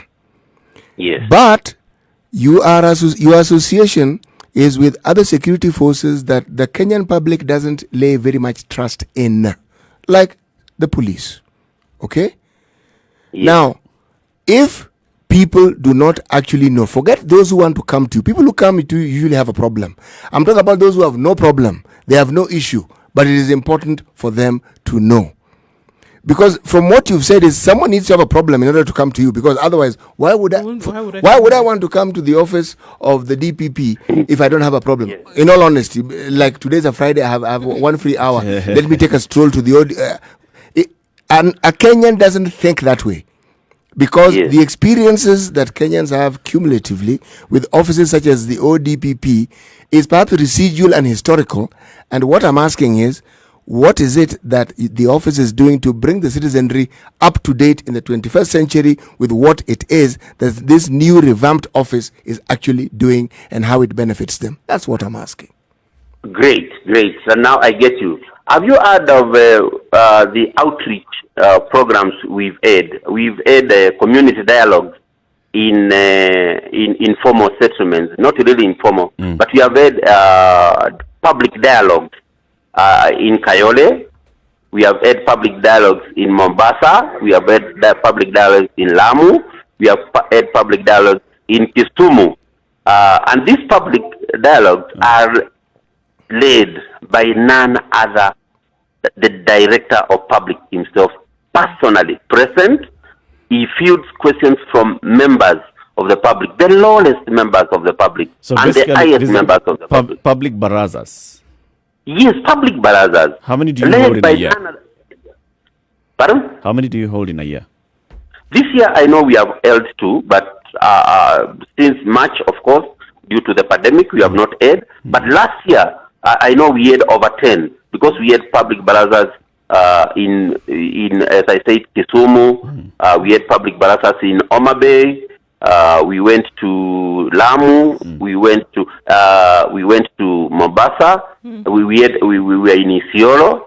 So we have been last year. We were also in Nairobi. Remember, for the public dialogue, and we also have very good collaboration with the civil society. All right, in so all these public dialogue, Victor, yes. if I may ask you, all of this information that you now gather from these public barazas, just as an example, is this information that you then use to fuel the decisions you make? For example, now going into this revamped way of doing things, would you say Yes. that the information that you get from the public then influences the decisions that you then make in the future? Of course, what happens during these barazas is we have forms. So we record each and every problem, and we come and analyze them. And then we use that. For instance, I will give you an example. We might not know what is happening on the ground, but through these barazas, we come to know that maybe members of the public have been mistreated by such and this and that group, or form a group which is maybe mistreating members of the public. So that influences us. Yeah. And then when we get back to the office, we act on these reports. We do letters to the Inspector General of the National Police Service to investigate. Yep. Others are also investigated by other agencies. If it is something like a land issue, we notify the National Land Commission. If it's a KRI issue and such like. If it is something to do with anti-corruption and economic crimes, we notify the Ethics and Anti-Corruption Commission to undertake. So it in a way, some of the decisions come out of these public dialogues. Do you hold these dialogues in collaboration with other state agencies? I'm imagining if you went to a small village, give me a village city, somewhere in Homa Bay. Somewhere in Homa Bay. Or in Muhoroni, just somewhere before you get to Tamu. If you go to Tamu village, just before you, that's in Muhoroni, right? Yes. This is in Muhoroni. And the people there have various complaints. Of course, when they see government and they see the ODPP and the DPP himself, they'll come up with all manner of issues that are affecting them. I'm imagining if you went with other state agencies, say, for example, you had the Office of the Ombudsman present, you had the Inspector General of Police represented, the Ethics and Anti-Corruption represented, like you've just said, the Lands Ministry or somebody at least who's representing the committee that's chaired by CS Dr. Matiang'i present, then you'd be able to gather a lot more information and action can be taken faster. Or do you work independently when you go to Tamu? The first thing, let's say we are going to Tamu, there are civil society organizations which are operating there. And the members of the public have got a lot of trust on the non-state actors, that is the civil society organizations. So the ones which are involved in the criminal justice system, we involve them. Secondly, of course, the local administration, the administrators. Okay. The public lives with these local administrators. We involve them because it's also them who know the people, they know the public, they know the area. But the most important thing I wish the public to know is that at the beginning of the public dialogue, again, none other than the DPP himself assures the public of their safety, the protection, the confidentiality of the information they are going to give. So we are able to gain confidence from the members of the public. They give us the information, either verbally or in writing. We have forms. We go along with staff who listen to complaints, they record them, they document them, and then once we get to the office, they are documented. So we don't do it independently. We do it as a multi-agency sort of initiative. Okay, I'm just looking at carrying out of justice and asking going forward and how you then select these cases. Would you say that the same process goes across board, no matter the individual that is at the center of the stage, whether they have political affiliations or not? In the selection of charges, we are not influenced by anything else apart from the sufficiency of evidence and public interest. Whether you are a politician, whether you are whatever religious organization you belong to, whatever race you belong to, we are not influenced. And that has never been the case in the office of the Director of Public Prosecutions. Mm-hmm. We select the charges which are disclosed by the evidence which has been presented to us by the investigating agencies. Mm-hmm. We don't consider the suspect, their background, or any other orientation. That is not a consideration. We are very objective and very independent in decision making. That one I can assure the public.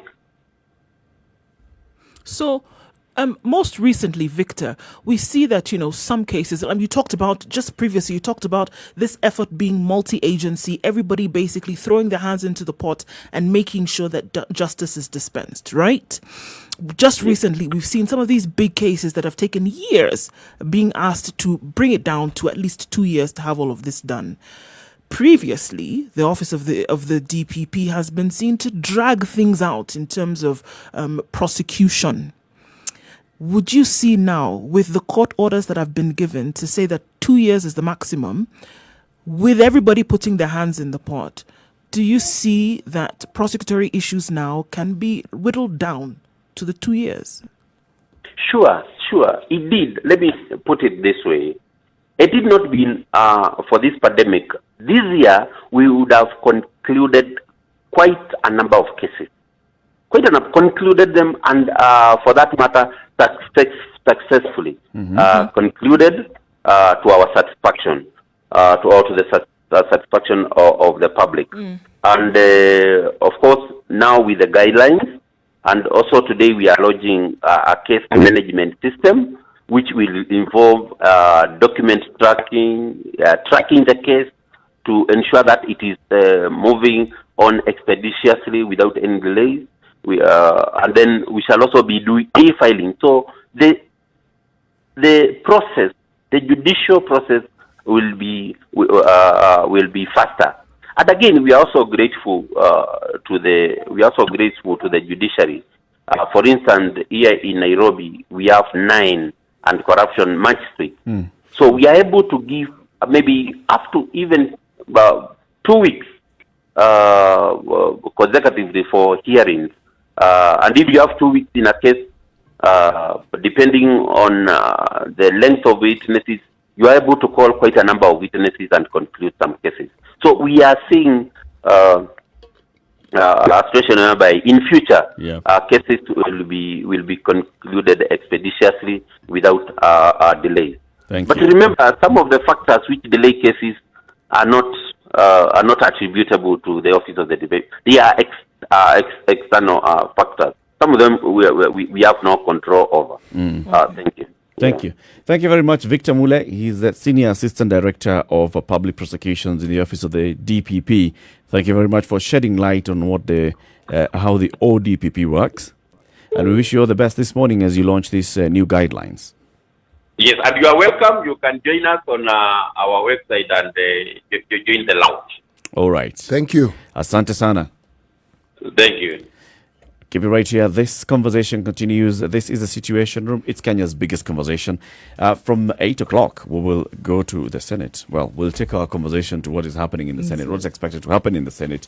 This standoff over the new formula on revenue allocation between the counties. What's supposed to give? What gives? What wins? Good morning. 5 minutes to 8 o'clock.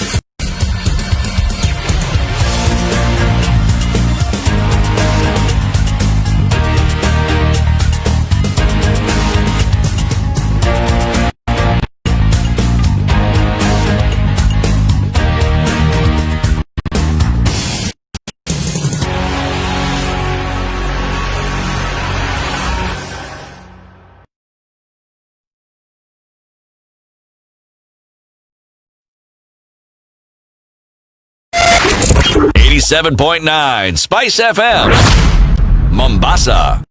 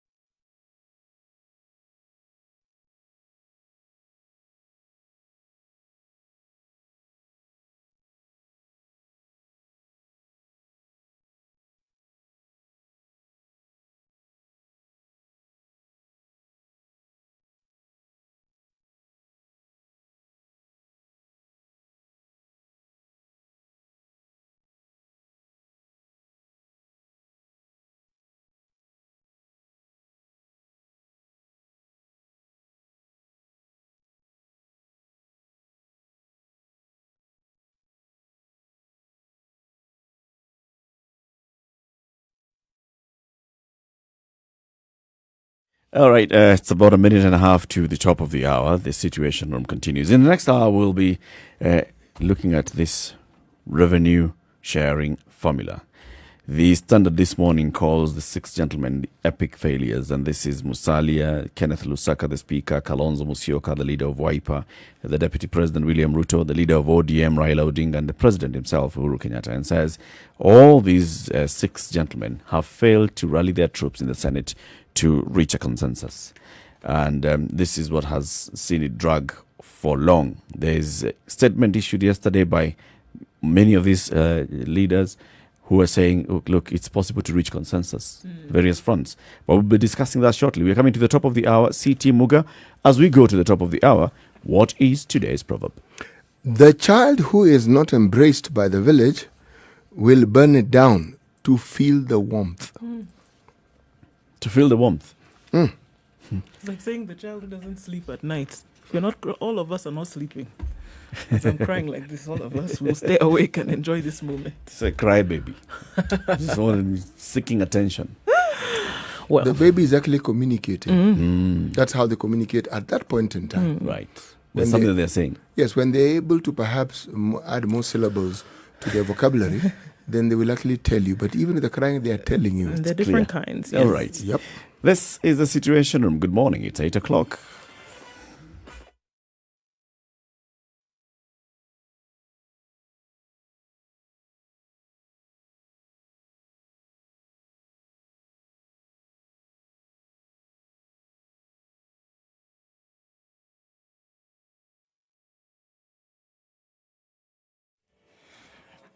All right, how has it changed and what are we looking at on the roads this morning? Kiambu Road, unfortunately, is just a mess today. There are 4 lanes and it should be 2. Unfortunately, trying to join Thika Road is an absolute crazy mess. There's jam on Mombasa Road outbound right around Capital Centre. It is crazy. Looking at other parts of the roads that we're looking at, it's dark in some areas. This means the fog is quite low in certain parts of the city. We know that it's coming down thick and heavy around Limuru Road. We also know that parts of Kitengela and then coming in onto Mombasa Road that you need to be extremely careful. You must also realize on some of these roads, especially Limuru Road then coming into the city, there are bumps. So you need to have your lights on so that you can know where it is that you are going. All right. What else are we looking at in terms of traffic? It's not too bad in other parts. We're going to take a look into Nakuru, Mombasa and Kisumu later. But for now, in Nairobi, it doesn't look too bad except for the usual suspects. Don't forget, Spice FMKE.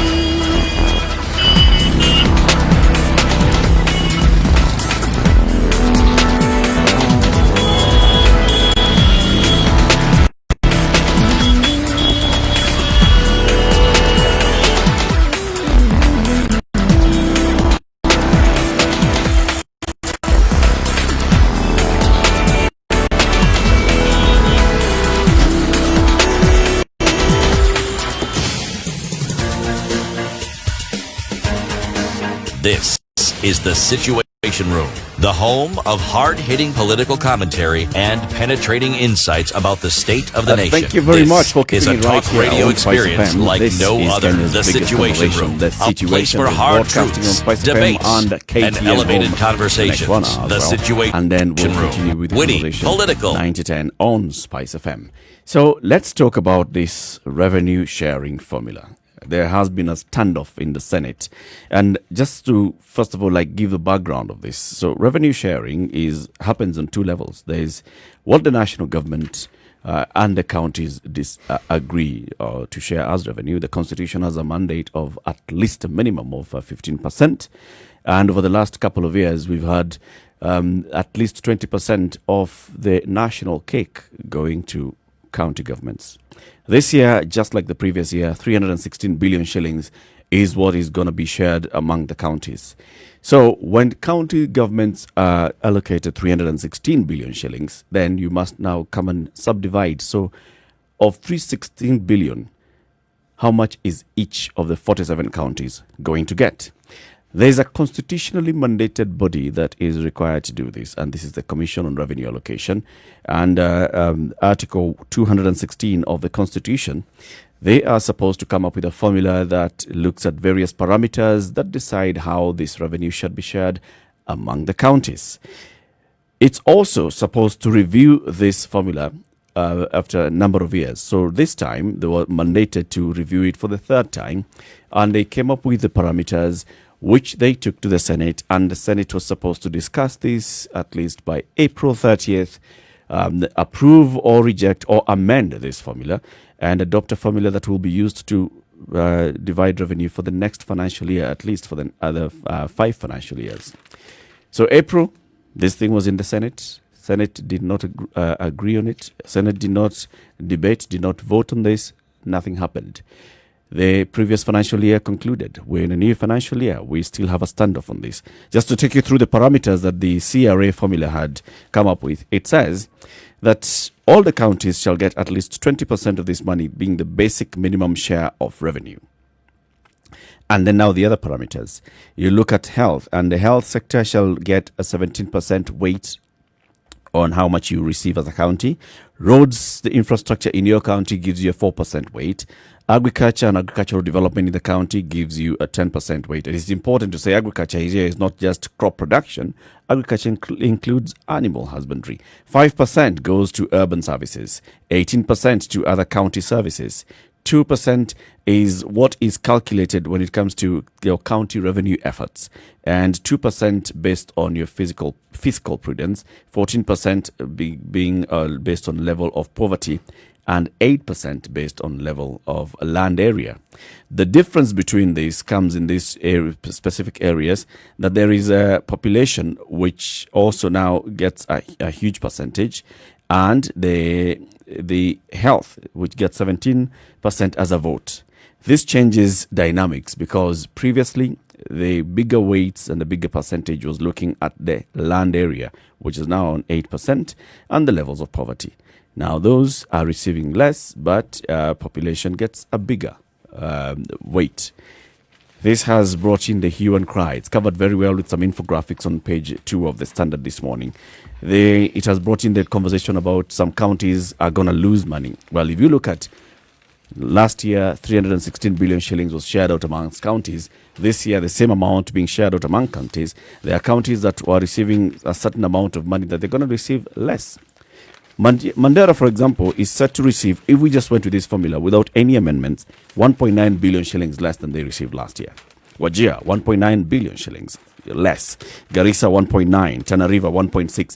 If you look at what is the common among these counties, Marsabit, Turkana, Taveta, and the others, a lot of it will be because of the landmass and the population density. Right. This is what brings in the changes. The other conversation has been, so who is it that's going to receive more than they received last year? And some of these counties are concentrated in the other densely populated but smaller counties in terms of landmass. Nandi County will receive an extra 1.4 billion shillings. Uasin Gishu 1.3, Nakuru 1.3. Going all the way, top 10 counties have Nandi, Uasin Gishu, Nakuru, Kakamega, Kiambu, Bungoma, Kirinyaga, West Pokot, Baringo, Bomet, Siaya, Busia, Migori, Meru, and Laikipia. And Laikipia gets an extra 538 million shillings. If we went with this formula and looked at 316 billion shillings being shared this year compared to last year. Enough of an introduction. Standoff is those that are looking at 1.9 billion shillings less all the way to 450 million shillings less are saying, why? Why? What is the justification for this?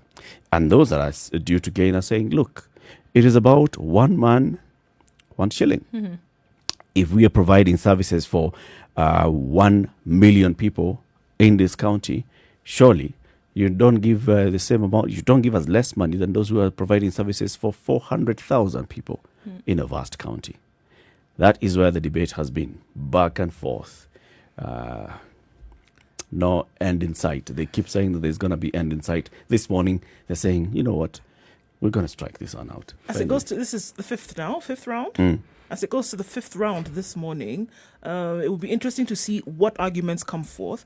But the truth is that, landmass has not changed. Population density in some of these areas definitely has. So in some places you have, just from the census, and we saw that, how is it possible that some areas decreased in number and some increased in number? So again, like what we are saying is that the formula takes into consideration now the people. And to say that if you're dispensing services to people, we should go by that number of people that is available within a certain area. Mm-hmm. So essentially, the proponents for such would say that it has nothing to do with which geographical location in the country you're from. It has everything to do with population density, just for avoidance of doubt. Well, the debate, if you look at it, if you listen, it's the same thing being repeated over and over. Exactly, yeah. By both sides. And no one is taking into consideration the law, as the senator for Homa Bay 1, Moses Kajwang, pointed out very clearly. We ourselves have discussed this matter in this very studio. It doesn't mean that this debate equals non-receipt of funds from the treasury. It doesn't. And yet the argument that is being put forward is that we have no money to pay salaries. We have no money to do this. The standstill, yes, this is a good thing. We are debating fine issues regarding the laws that are around the revenue allocation in this country. It's a good thing. Let people, but you see, do you hear any new argument coming out? No.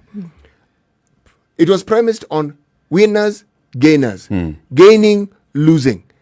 And the truth is, if you ask, okay, apart from the numerical aspect of it, where is the real loss? Then there's also the debate. The real loss. 1.9 billion shillings is not a loss. I said, real. Beside the arithmetic value of it. That's how I premised it. Okay? If you were given money, and the government does allocate money, and it understands that at the very beginning of devolution, some counties infrastructurally were totally in something like the 19th century. Now, how many years have our counties been receiving money? 7. Precisely. It's in the billions. Here we are now at this particular point in history, and as this debate comes up, there have been backs and forth before, but not on this scale. So I have to ask, what is actually happening now that makes this debate so heated? Is it the amounts? Is it... It's a difference. You see, the previous two formulas were looking more at what was favoring, now what we are calling the sparsely populated but large landmass counties. Okay? So it was favoring them. It was looking at, okay, so we shall give... And it really favored them. The weight shall go to looking at landmass. And why did it favor them? And the justification was, look, these are counties that historically have suffered in this country. Yes, they have. You keep telling us about sessional paper number 10. Yes. And sessional paper number 10 was saying national resources shall go to those counties that have a high impact, a high possibility of producing a higher return, which is the ones that have higher population and the ones that are more productive agriculturally.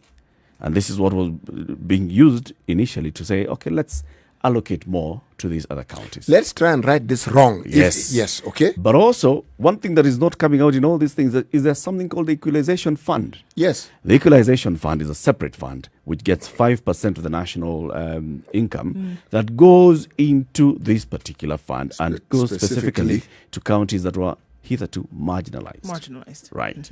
So, going to... So I am saying that you cannot divorce even what you call politics from this. We are, 16 months away from an election? You have a situation where you will have senators who I'm sure want to be governors. Yes. Oh, this race has begun in earnest. Okay? And then you will have those who are looking at the powers that this money that we're speaking of brings with it. But the question that isn't being answered, this money that was given to you in consideration of an earlier neglect, what on God's good and possibly green earth did you do with these funds? Some question that, he didn't ask the question, but the leader of Wiper Democratic Movement Party, Kalonzo Musyoka, in his statement says, you know what, it's about time that we start also questioning. So whatever little amount or large amount of money you're receiving as a county, what are you doing with it? Yes, what have you done with it? Can you account for every shilling? It would be interesting. And if we get to that conversation, then it will not really be looking at 1.9, because you'll ask yourself, 1.9 billion shillings extra that this county got. I mean, this county stands to lose from what it received last year. Which means it got that 1.9 billion shillings before. At some Can you point. see the impact Not of once, 1.9 by the way. billion shillings in the last financial year? It would be interesting to see if there was a formula that could be created around an idea like this in terms of what you then did county to county. It's there. In terms of it exists, by the way. 2% in terms of a on comparative your analysis. fiscal prudence. Right. Yes. In terms of a it comparative exists. analysis of what you did. Maybe you with say, what? instead of saying 2%, we now Yeah. make it 17%. Fiscal There you prudence. go. Oh my there goodness. you go. To say, Of. with that, what you received. No, of what you received, yes. What did you actually do with it that can be seen? Not ideas or was castles in the sky, that we can actually see. Hospital built, there it is. Road maintained, there they are. Schools built, here they are. Apart from overheads that you would normally do like rent and salaries and such, in terms of development of the area, what exactly has happened? Because far too long has it been that, we need money is dispensed, but the audit in terms of the questions have never really arisen and somebody actually They're following diverted. You ask and them. following what exactly It'll be has in been budget. done. Yeah. The county headquarters was built with 388 million shillings, was it? In what year? Yeah. And how many of them are still incomplete? Yeah. One county How many of them have been headquarters turned to cost chicken And how many of them are even 400 billion used shillings for the in purpose budget. which it was intended? Yeah. How many health facilities could have been constructed with 388 billion shillings? How not many used for chicken million coops. shillings? Let's Yeah. start with Millions. an amount that is, thank you, that is now considered not to be anything significant, like 1 million shillings. What can 1 million shillings do? You'll be surprised. Let's bring in somebody who is also an expert on issues of finance and budgeting, and this is Dr. Abraham Rugo. He's the country manager for International Budget Partnership, Kenya. Abraham, good morning. Good morning, Eric. How are you? Well, thank you. Thank you very much for speaking to us again, and welcome to the Situation Room. Thank you very much. You've heard our introduction to the topic. Yes, And I did. Of course, you have the full background, in fact, even the inner details of what's happening at the Senate and what's happened Yes. previously. Yeah. From the get-go, what's your take on the standoff? I think the truth of the matter is that the standoff, in my opinion, is a bit selfish. Because, first of all, this is a formula that was tabled, has been with the senators for the last 18 months or thereabout, from March last year. And secondly, they have not even told the public what is it that was tabled to them that they are debating and fighting over. We're just hearing numbers being flared up here and there. But the fundamental, I think, for me, is that a formula, and you have rightly said in your intro, does not solve development problems. Because where we were starting as counties, we were at very different levels. You cannot compare Lamu with Turkana. You cannot compare Elgeyo Marakwet, and I'll come to the details of that with Machakos and the like. So we were starting from different levels. The drafters of the Constitution was very careful to think of a mechanism in which we will balance things out. And you have rightly talked about the marginalization policy, so I will not go, the equalization fund, so I will not go so much into that. The problem we are trying to solve, which is what I feel the senators are not bringing out to the conversation, is that in a country like Kenya, we should be moving away from proxies of public need to actual direct measures of need. What do I mean?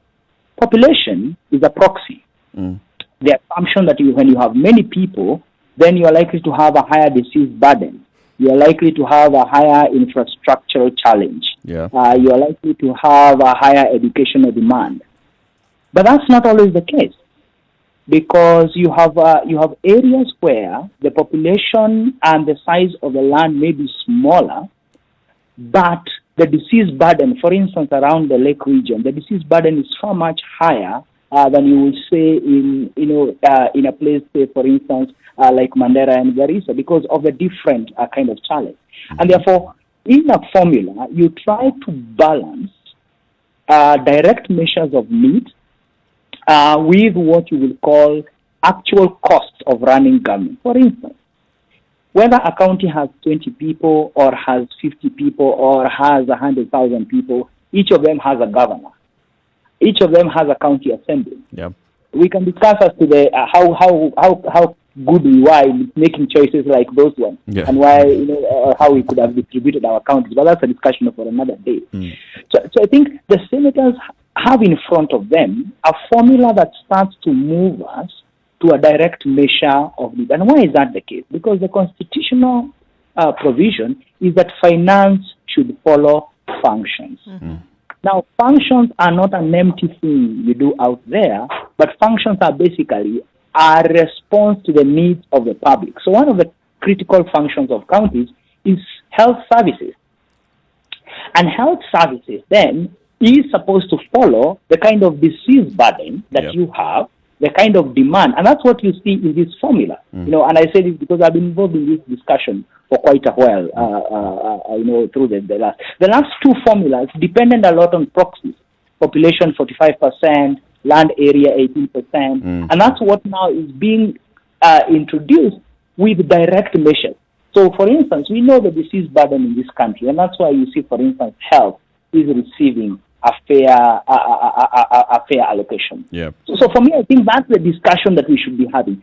Are our finances following the function every county should be providing? And the function, as I have said, is not just something you do because you need to do, but it should be in response to the needs of the public. So then I hear you, Abraham, saying that what needs to happen is that then the leaders of each county really then need to have an intimate view or an intimate relation with what is actually going on in their counties. And that is what they would then bring forward, which would then now be the information that would fuel the decision to finance in a certain way, which then would need to be brought forward. Sure. I mean, you're right. One of the discussions so after the Constitution was passed, one of the steps that was supposed to happen is something we call function analysis. What does it mean?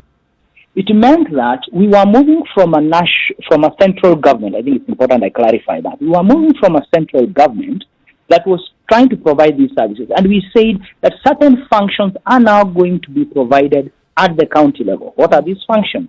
Health, agriculture, public works, control of air pollution, licensing of dogs, the funny one that people keep quoting here and there, and other functions. There are 14 of them.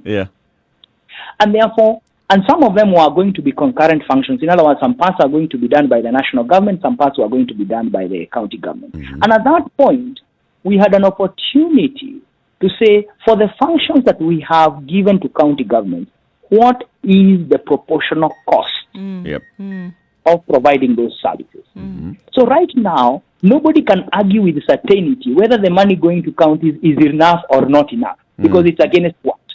Now, that process was led by the Transition Authority, by Kenobi Awamwangi, and to the best of my knowledge is that it was frustrated to its core. By political interest? What frustrates Political interest, and especially the interest to retain a lot of resources at the national government, because finance are following functions. Yeah. So whatever you transfer, then the finances must follow. And of course, money is power. And that's how I read it. So because we didn't do that, all the amounts we have been allocating from the 190 billion that was allocated in 2013, 2014, and now up to 316 billion has basically just been growing incrementally without any specific growth factor or without any specific goal, because the question to ask in development is, what do we want to achieve? What do we want, and why are we distributing functions? We're not just distributing functions to create positions of power and positions of politics. We are distributing functions to enhance the efficiency with which we provide public services. For instance, right now we are faced with, with a pandemic. Why are we unprepared when we have a health function that is very close, to the people providing that service, as it were? The second reason why we were devolving is bringing governance closer to the people. And you cannot argue 8 years down the road that a county does not know what are the needs of its people. Yeah, clearly. And here I must pull in the Council of Governors, because I'm a bit disappointed with them, because they have had a chance over the last couple of years to come up with the numbers and say, this is what actually it costs to deliver the functions that have been devolved to us. You don't hear that conversation. You only hear a conversation about money is not enough, money is enough. So for me, that's a fundamental pain about how we move forward with this discussion. So it seems as if the arguments that are going back and forth then is the argument, for the sake of arguing, not necessarily because it's backed by any kind of information. Because if I were to come and I would look at my county, for example, and I know that the issues that we have are more health related, or that because maybe I have a larger population of younger children, so that I know that I need to invest more in education. So if I just come out and spew that the money is not enough without backing it up with certain things that I've been able to see in terms of trends, would you say that these arguments then are to an effect useless?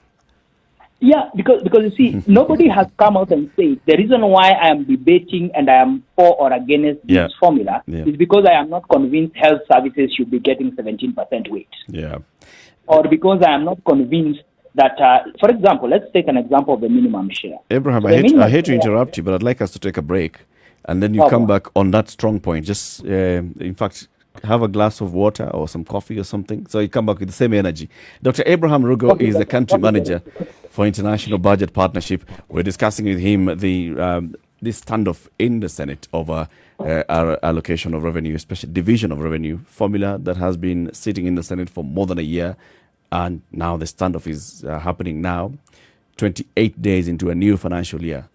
What exactly is happening, and where is the sincerity in all this? Good morning. This is the Situation Room, Kenya's biggest conversation on Spice FM and KTN Home. Time for a break at 25 minutes after 8.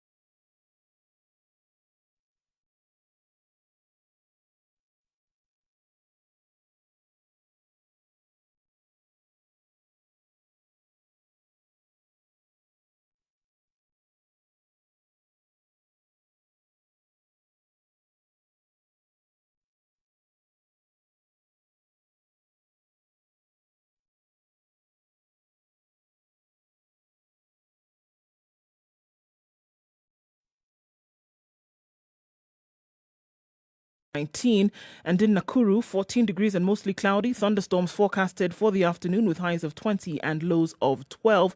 It's mostly cloudy in Eldoret at 14 degrees. We'll see highs of 19 with rain showers later and a low of 12. 21 degrees and mostly cloudy in Kisumu City, highs of 26 and lows of 18. Kakamega is mostly cloudy at 18 degrees, highs of 23 and lows of 16. Malindi, highs of 26, or rather highs of 28 and lows of 24, with a wet afternoon in store. 25 degrees in Mombasa, we'll see highs of 28 and lows of 23 with rainy conditions later. In Kampala, it's mostly cloudy at 19 degrees, highs of 24 and lows of 19 with showers expected in the afternoon. Dar es Salaam is going to be mostly cloudy for most of the day, highs of 31 and lows of 22. And looking into Joburg at 7 degrees, highs of 16 and lows of 3 today with mostly cloudy conditions. And finally, for now in Lagos, it's cloudy at 24, a sprinkle expected in the afternoon with highs of 28 and lows of 23.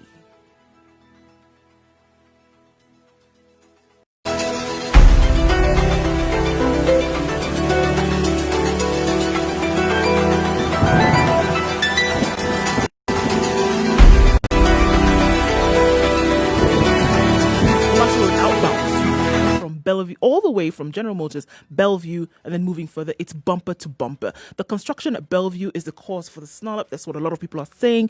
It's going to take you a while to then get past that. But once you're through, you should be fine. Though we do have slowly moving traffic, Huru Highway, right around Nyayo Stadium, and then getting into the CBD and then through to Westlands. It's also moving quite slowly, but it is the time right in the middle of traffic hour right now. We're likely to see that it'll open up soon enough. Do not worry. Industrial area also this morning seems to be a mess, and it's following in fine form as what Kiambu Road is doing today. We're now at 6 lanes, guys. Everybody's trying to join Thika Road and get into the city centre. So it is traffic hour. This is going to need a bit of patience. We'll see what it looks like in a short while. Spice of MKE, that's how you can get in touch with us on Twitter.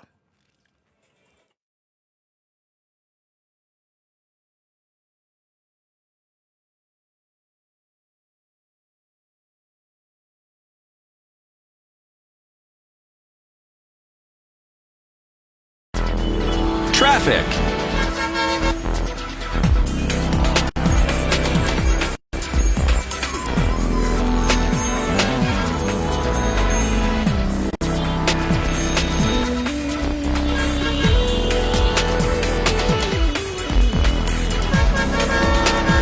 Past 8, it's the Situation Room, Kenya's biggest conversation, broadcasting on Spice FM and KTN Home, as well as on spicefm.co.ke, YouTube, Facebook, Twitter, and Instagram, and www.spicefm.co.ke. In the room, my name is Eric Latiff. We have Nduh Okoh and CT Muga. And on the line is Dr. Abraham Rugo. He is the country manager, International Budget Partnership. We are discussing this standoff of a revenue sharing formula that has been presented to the Senate by the Commission on Revenue Allocation. And there's a question that you had asked Dr. Rugo just before we went to the break. You want to repeat that question so you can come in with the same energy that he had? Right, so Abraham, what we're looking at is that if you, just coming off of what you have said before, so if you as a leader are aware of your regional needs, you know, you've done the study, let's just assume that the homework has been done. Yeah. Putting that against what we see now, is all this talk and hullabaloo then useless?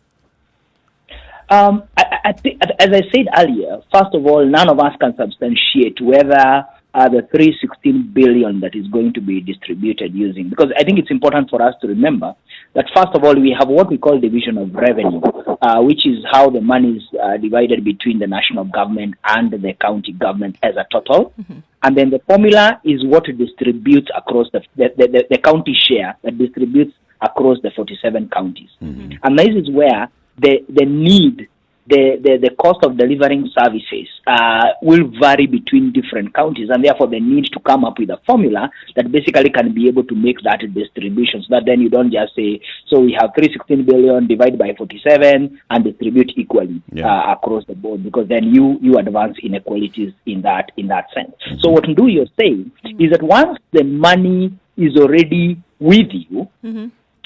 Then you have by knowing the needs of your community, then you have a better sense of where to invest. Mm-hmm. But it also should help with the reverse argument. The reverse argument being that if you, over time, you have been keeping records of how many people are visiting your health facilities, how many farmers are requesting for extension service workers, how many people you have water connected to, then you are able to come up with the numbers and say, look here, the amount of money we are receiving year on year is actually not sufficient to provide the kind of services we need to provide. And that's what I was saying. None has been lacking, and therefore, whether the money is enough or not becomes a different conversation. But the point I was making before we went on break is that this formula, and there is no perfect formula across the world. All the countries where they have come up with formulas, they have had to decide what is important, what do we want to encourage, what is it we are trying to advance, and the Kenyan Constitution provision, the main thing we are trying to provide for is that, one, for services that are already being provided, they should not be disrupted, and that's the principle we call holding harmless. And that's why then you make a provision, for instance, for the minimum share that ensures that there is a certain basic minimum that cannot be disrupted. Okay. Now, in the current conversation, there is a provision which has been lying in Parliament for the longest time, I know, of a mechanism to ensure that anytime you come up with a new formula, there are certain counties whose previous allocation is likely to go down, and therefore you come up with a mechanism in which you cushion them over the period, including with this proposal. There is a mechanism that the CRA did propose. I have not heard it being debated. But how much money exactly are we talking about that is being lost? So in 2012, 2013, when we costed how much it was to provide the services based on how much the central government was spending on the functions that we have distributed, it came to about 170 billion. And in 2013-2014, the allocation to counties, therefore, was 190 billion. Yep.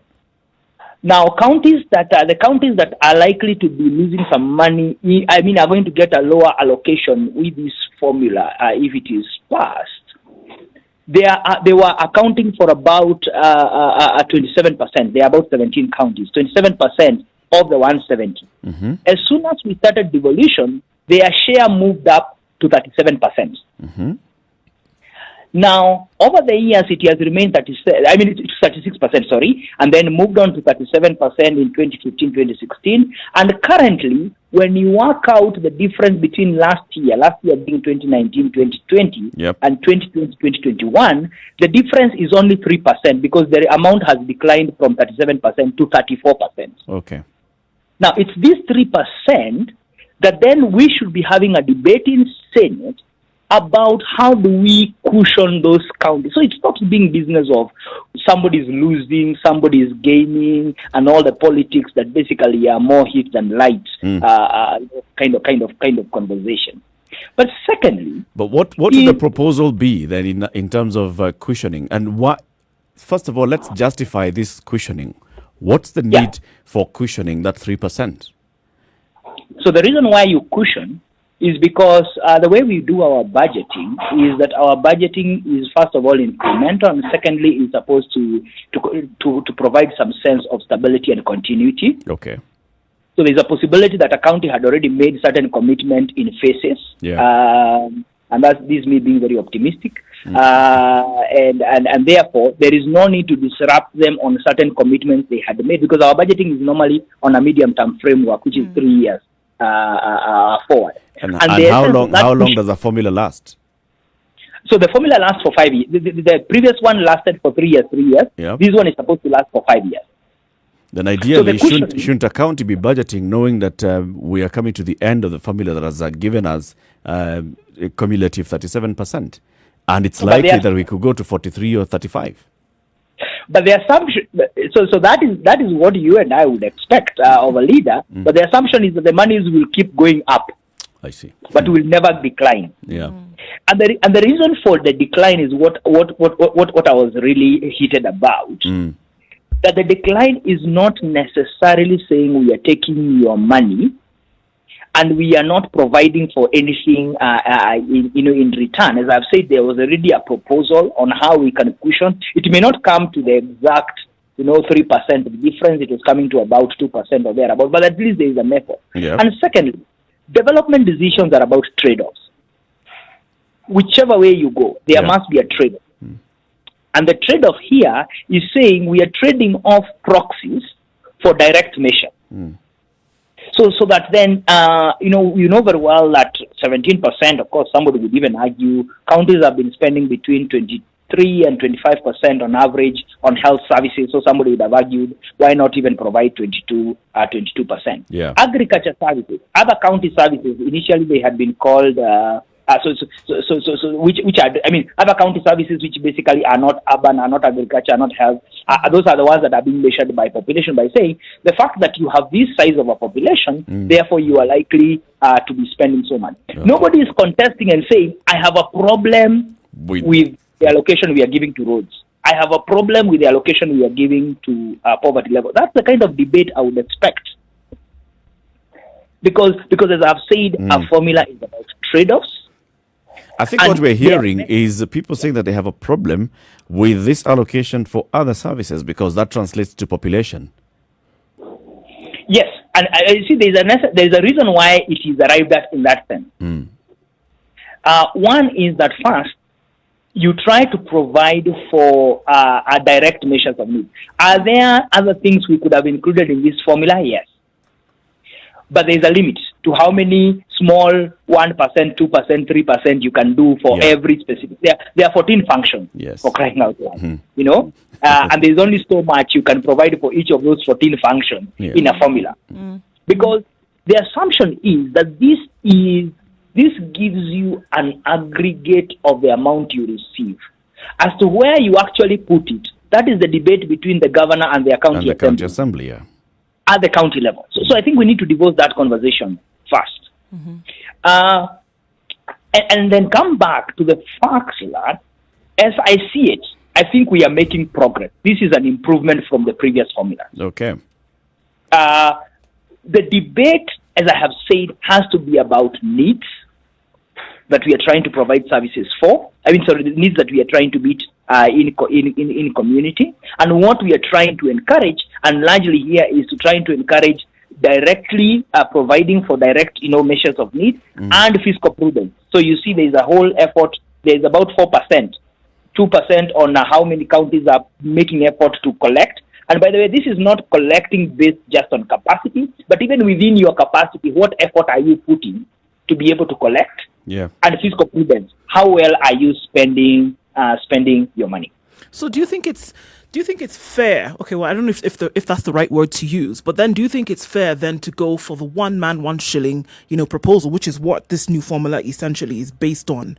So we are saying that you have high levels of population in terms of a population, then that's the kind that will be allocated to you so that essentially you can take care of every being in your region. Development index aside, from the previous indicators that you alluded to, Abraham, when you talked about the fact that then have formulas been development driven, like that we can discuss later. But then with what you said, is it fair then that a formula which you said is not so bad right now, then you have more people, you have a greater allocation in order to enable you then take care of the people? I think there's a danger in going for population only argument, because development is not just about population. Let me give you an example. So you have a county like Elgeyo Marakwet and Garissa. Yep. Now Garissa is a fairly flat, and this is purely for comparison. So Garissa is a wide county, but it's flat. Yeah. Elgeyo Marakwet, you basically have 3 topologies within the same county. By the time you move from Iten down to Kerio Valley, the cost of doing a road in Elgeyo Marakwet or doing water projects in Elgeyo Marakwet will be very different from doing a county that is flat. Yeah. Because of topology. And therefore, that's why you try to balance population. For instance, population here has about 18%, 18%. Even in the previous formula, population had 45%. Okay. Sorry. Poverty level. Poverty level had a higher percentage. Yes. Had a higher percentage. So it's it's really trying to move to look at the different parameters that drive development or lack of it, and trying to find what works best for our country, because that's where the debate should be, in my opinion. So why is it taking this political twist? Because now we have seen an entire political twist in the framing of the discussion. For instance, those that are really loud and championing against this formula have taken the framing of saying this is President Uhuru Kenyatta trying to advantage his backyard, the Mount Kenya. And we've seen this from various people who have even written, some of them like former Senator of Mandera, Bill Okero, saying this is Mount Kenya receiving a huge chunk of the money. That's one framing. Then the other framing on the winners and losers. That there are some people who are going to lose money, 1.9 billion shillings, and there are those who are going to be gaining money. I think the fact is that this country has very many development challenges in different paths. I'm just looking at, and I just needed to correct so that I am on proper on record. The population in the last wait carried 45%. Yeah, okay. It's been now reduced to 18%. 18%. Yeah, poverty is the one that was at 18%. Now goes to 14. Now goes to 14%. Right. So there are two developmental things that are happening right now. First of all, I think it is wrong to see the formula purely from a money perspective. Because the formula tries, and as I have said, it's purely a redistributive mechanism. And this mechanism, in that very House of Senate, there are members of Senate who are supposed to look at both the interest of their counties, of course, but also at the national picture of what we are trying to achieve. Almost every county now is urbanized, at least in the headquarters. And therefore, there is a need, because what happened is that, and this is the reality, is that when we moved to devolution, counties that had a larger population and were more urban really have suffered a lot, because then the amount of money that was going to them, especially for the equal share, was really not enough. Then you have other counties that had fewer administrative costs, receiving more money than they can even absorb. So what the formula is trying to do is basically balance out. Let me come to the political argument. Politics is about what benefits the people in my backyard. Yeah. The question is, have those people actually been benefiting? Or are they just a stooge for argument purposes and for pushing purposes? Because if you go to all these counties across the board, from Kiambu to Mandera to Turkana, have the governors and their county assembly actually applied the resources they have received, 1.8 trillion over the last 7 years. I was just looking at those numbers now. A total of 1.8 trillion over those. Have that money been spent? Of course, the same question can be argued even for the national government. That has received about 4 times that same amount over the same period. Where are we placing? Because this could be as well that we are actually fighting a very different battle. We are just pushing money for money's sake, not because we are going to make any advancement in developments for the people we are using and quoting. And we saw this a lot even with the Constituency Development Fund. Where the argument was, let's make sure this money is within the hands of the representatives of the people, therefore it will advance development. Now you have cow sheds everywhere and donkey sheds that were built in the name of dispensary. Yep. Mr. Okoh, when you hear the senators speaking, in your opinion, who do you think they're addressing? I think they are picking all this with the national government representatives, the president in particular. But they're also speaking to their electorate, because the complicated arguments or the detailed arguments such as the one you're putting forward would water down their positions. But if you say we are losing, no, better still, someone is making us lose 1.9 billion. Mount Kenya is taking our money. Yes, exactly. Mount Kenya is taking our money, and they've been taking our money, and we have this situation where our counties have been disadvantaged from the time of etc., etc. This is not an argument that is meant for someone who wants to look at the details. This is meant for someone who will take the view that they are being picked on and they are being marginalized. Wouldn't you say so? That's what pains me, because my let me say my working assumption has always been that leaders, wherever, I mean, even when they have very, very selfish interests, would always look at what is in the greater good of the people. Yes, I agree with you. I mean, when you say that money is being taken away from us, Mount Kenya, against us marginalization. But I think, honestly, in this day and age, the marginalization conversation is not where we started. Sir, I would like you to pause and think about it. It resonates very, very well when political leaders talk about it all the time. Believe me, because it pushes away all the blame or all their failures to somebody else. Precisely. Yet the responsibility, as I have clearly stated, is within the counties themselves. Of course, I have said we can have a greater conversation even with the national government as to where they have put the billions they have also been spending. But the truth of the matter is that in a devolved system of government, the responsibility has been devolved. And this is basically people, of course. 2022 is coming, elections are coming, there are those who are going home. They must show that the reason why they did not advance their counties is because somebody else was responsible for it. And there are those who are looking forward to come and be governors, so they are also thinking, I need to come and manage something slightly big. And of course, I mean, you cannot divorce even just the misuse and abuse of public office and the resources therein. So it's a mix of things. The opponents of this also get support from people like the economist Dr. David Nduh, who has released a statement arguing against this formula. For instance, he says the politics of one man, one shilling is a complete reversal of the principle that, we are going to equitably distribute our resources.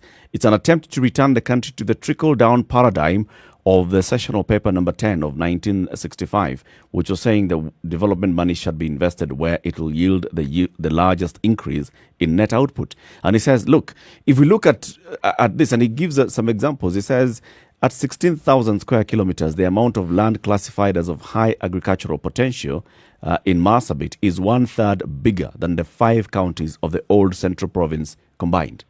This potential is underexploited. While that of Central is more or less exhausted. Where then should more agricultural development money go? Some of the questions that he's posing. Yes, and for me, and it's interesting to read from Dee, because I sat with him in a meeting where we discussed this formula at length. And anyway, everybody has a right to their opinion. My argument is that if we are going to advance development in this country, the closer we can go to direct measures of need, the better for us as a country. Let's hear one question here from Esther, who's calling in from Mombasa. She'd like to ask you a question. Esther, good morning. Good morning. How are you today? We're well, thank you. Yeah, I have a question to the guy who is speaking. Dr. Abraham. Yes, Dr. So I remember the president some time back talking and encouraging people to actually on the devolved government issues, and he was talking about the agenda, his top 4 agendas. There was agriculture and all those. So when I hear there is a change, because to me as a Mwananchi, I'm seeing that is a change and a shift. We were actually psyched up for the government to county government to pick up those initiatives at the county level. So today when we hear this a kind of a change, because it's not a continuation of what we were told to do. Guys were told to go back and more or less get their counties to be independent to themselves. And we were looking at natural resources. We were looking at we were not actually comparing counties. We were seeing where will we gain more by doing what is supposed to be done. Getting the natural, I'm talking about Turkana, I'm talking about the Tana River where there was some irrigation. What's the question then to my question is, why is it coming up now that it has to be allocations and swifting and coming up with cut down budget for other people, one person, 1 shilling, I don't know what. Why are we not following what was already set up by the president himself and the national government? Why is it actually coming down now to cut on what the counties were already mandated to do, and the people are already on it? Yeah. All right. Dr. Muga, you can answer that. Thanks. I think we need to differentiate, of course. The president's agenda is also largely a national government agenda, and to some extent, of course, a national agenda, because when you think about things like universal health coverage, health is a function of some aspects of it are national government, but the bigger part of it is county government. Mm-hmm. I want to hesitate from saying that this is a reversal, because I don't think we are reversing. The place of public policy and debate therein is to discuss at every point. And the Constitution is the one that provided for this, that for the first two formulas, we have 3 years, the third formula, because unless you go for a formula, there is no other way, unless you go to now, there is no better way in which casting lots. Yes, that you can be able to distribute money in a way that is objective. Yep. And the tenet of a formula, by and large, is that it should create certainty and stability in terms of how much is being allocated. It should be transparent of what it's trying to achieve, towards that end. And at the same time, a lot of the decisions, once it has achieved those two purposes, as to whether the money is spent efficiently, is really a responsibility of the respective, of the respective government. So, Esther, I'm not sure we are actually reversing. What we are right now engaged in is a debate of what is the best way to distribute this kitty, which, of course, as I have said, I still have concerns as to whether it is enough or not enough, but that's a discussion for another day. How do we distribute this in a way that, first of all, is transparent, in a way that advances the kind of development and where we are as a country right now, but also in a way that does not create disruption? And that's why I said there is a place for discussing and putting in place a holding harmless kind of mechanism, because whichever formula, even if you go with the second formula, for instance, there'll still be disparities and disquiet from some quarters. And the reason why there will be disparities is because the last two formulas used the 2009 census data. Yeah. We since have done the census of 2019, and we have that data. If you plug in that data alone, because 45% of it was based on population, counties whose population has gone down, again, I am not sure how populations go down, and counties whose population has gone up, as will be expected, will definitely, and I've seen numbers, there will be a change in the numbers. Dr. Muga, this is a conversation that, is very deep, very heated, doesn't have an end to it, but it's an important conversation, like we've all said. It's an important conversation to keep having. And what's happening in the Senate now, I mean, they ought to rise to that level where they become honest with themselves, like you've said. Yeah. We thank you very much for speaking to us this morning, Dr. Abraham Rugo. He is the country manager for International Budget Partnership, IBP Kenya, speaking to us about this entire revenue allocation formula and the standoff in the Senate. Let's see what comes out of the Senate out of this. This is the Situation Room, is Kenya's biggest conversation, broadcasting on KTN Home up to now. And then we want to say thank you very much to the audience on KTN Home.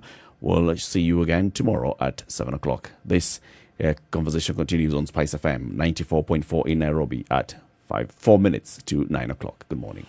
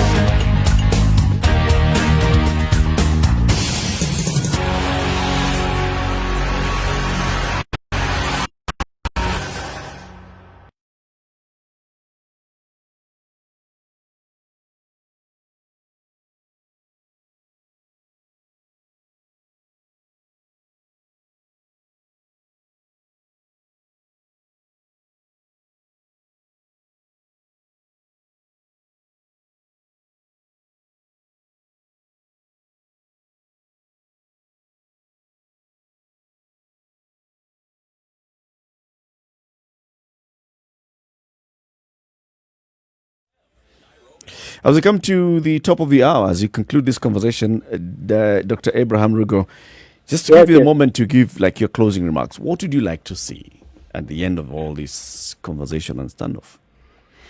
Yeah, first of all, I think I need to see a spirit of trade-offs, of people appreciating that development decisions are about trade-offs and about, basically agreeing that this is what we want to do, and for us to be able to achieve that, then these are the trade-offs we make.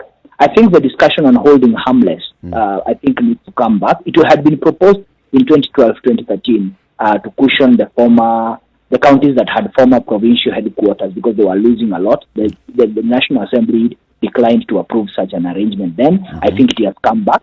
And this time, it's basically to make sure that things can be held together and there's some continuity in that sense. Lastly, I think I really want to urge our senators to pay a closer focus on what is it that we would like to be seeing in terms of services, in terms of delivery of function, because that's the reason why Senate is in place. And to stop more just, a fight for my backyard. Because otherwise that is a job that we left to county assemblies. They should become national leaders. National leaders and national and women.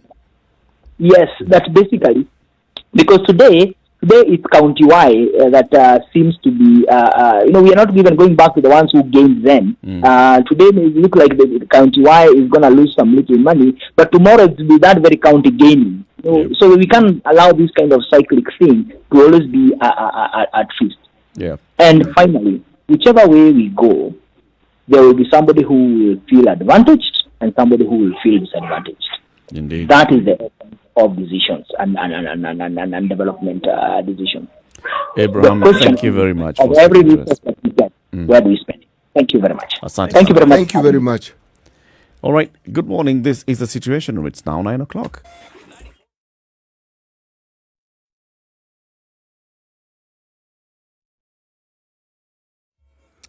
All right, dark on most Nairobi streets. This is what we're seeing today. So fog lights are up and people are moving just a little bit slower because of the weather. Let's take a look in Nakuru, where fog in most parts of the town is being recorded as quite low. So this also affects traffic. Take a look at Mombasa as well, and traffic is moving very smoothly in onto Moi Avenue, coming out from the outskirts of the town. Kisumu City then headed towards the airport. Not much of an issue on Obote Road specifically, which is one of the main highways. So not much traffic there either. Coming back into the NMA, we see quite the traffic jam. It is still bumper to bumper on Mombasa Road. This is affecting traffic all along Uhuru Highway, and it stretches out towards Westlands. So yes, it's going to take some time to get out, but you will. Thika Road then coming into the city centre is not too bad either. We're staving off now in a short while, and so it won't be too bad for too long. Spice FM KE. In case you see anything we should know about, again, don't hesitate to let us know.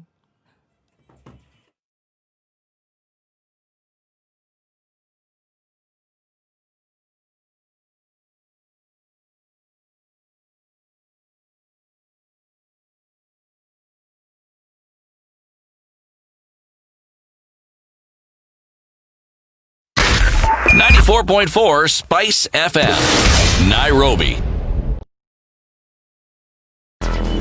Traffic.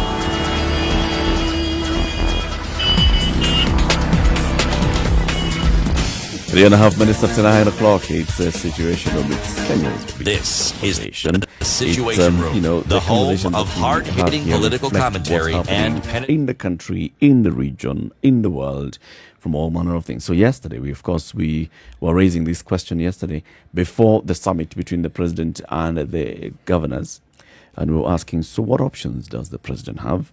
he came out and he gave us his options and what he was considering. And he said this was the main thing that informed his decision. Those who were expecting a return to lockdown, he did not go into the lockdown. He said there's responsibility still, and that was the reiteration. The responsibility for defeating this pandemic rests with all of us, and this cannot be substituted. This cannot, be taken away from the people. You and I have the responsibility. So when he came in and said, what we're going to do is among the measures is alcohol in public places. It was like the standout measure, right? That was the one big. That was the one big thing. Alcohol in public places, consumption of alcohol in public places, no. And then extension of curfew for another 30 days. Extension of the closure of bars for another 30 days. And expressing satisfaction that counties have really done a good job in preparing for COVID-19. Those fellas hoodwinked him, didn't they? Who? His own report. The governors. Or the people But he commissioned a report. The people, and the report told him. The Caleb and the spies that he sent to go and do the work actually didn't give him the right information. Or the report leaked to the media before it got to the boss. Maybe the version that got to the boss was adequately sanitized. I'm telling you, even that one. But if you read the stories as presented on page 5 of The Nation, the headline even speaks for itself. Yeah. Dirty tricks governors use to meet 300-bed isolation. Dirty tricks? Yes. Some even went to schools, boarding schools, and rented. And didn't rent. They just took beds. The double-decker beds and put them in some space and said they got the beds. So if you count beds... It should be his bed you want to count. Count. It's here. Count. Double-decker, 2 beds. It's not one. One structure, 2 beds. Even better. My goodness. Wait. For real? No. It's true. Okay, City read the story for him. So a county basically goes and says, see, we have secondary school. They have beds. So they all have beds. The boarding all have beds. So that one is a facility. How many beds are those? Ongeza hapo. Yeah. This is on this sub-county. The other sub-county, which big school do we have there? If you think that borders on the bizarre, the governor for Tana River is quoted as saying, we have infrastructural problem. Listen to this. We are expecting 200 beds, but we don't even know where to put them. Okay? Deal with that one. Sorry. Again? Say again? I'm quoting. Say again. We have infrastructural problems. We are expecting 200 beds, but we don't even know where to put them. Where are they expecting them from? No, where they're expecting them, no, but where to put them. Okay, they arrive. Where do we put them? This is a governor of a county. So as far as it's concerned, bed capacity we have. No, bed capacity we have, but there's a small problem of space. It's so not funny that it's funny. Don't joke. Hey.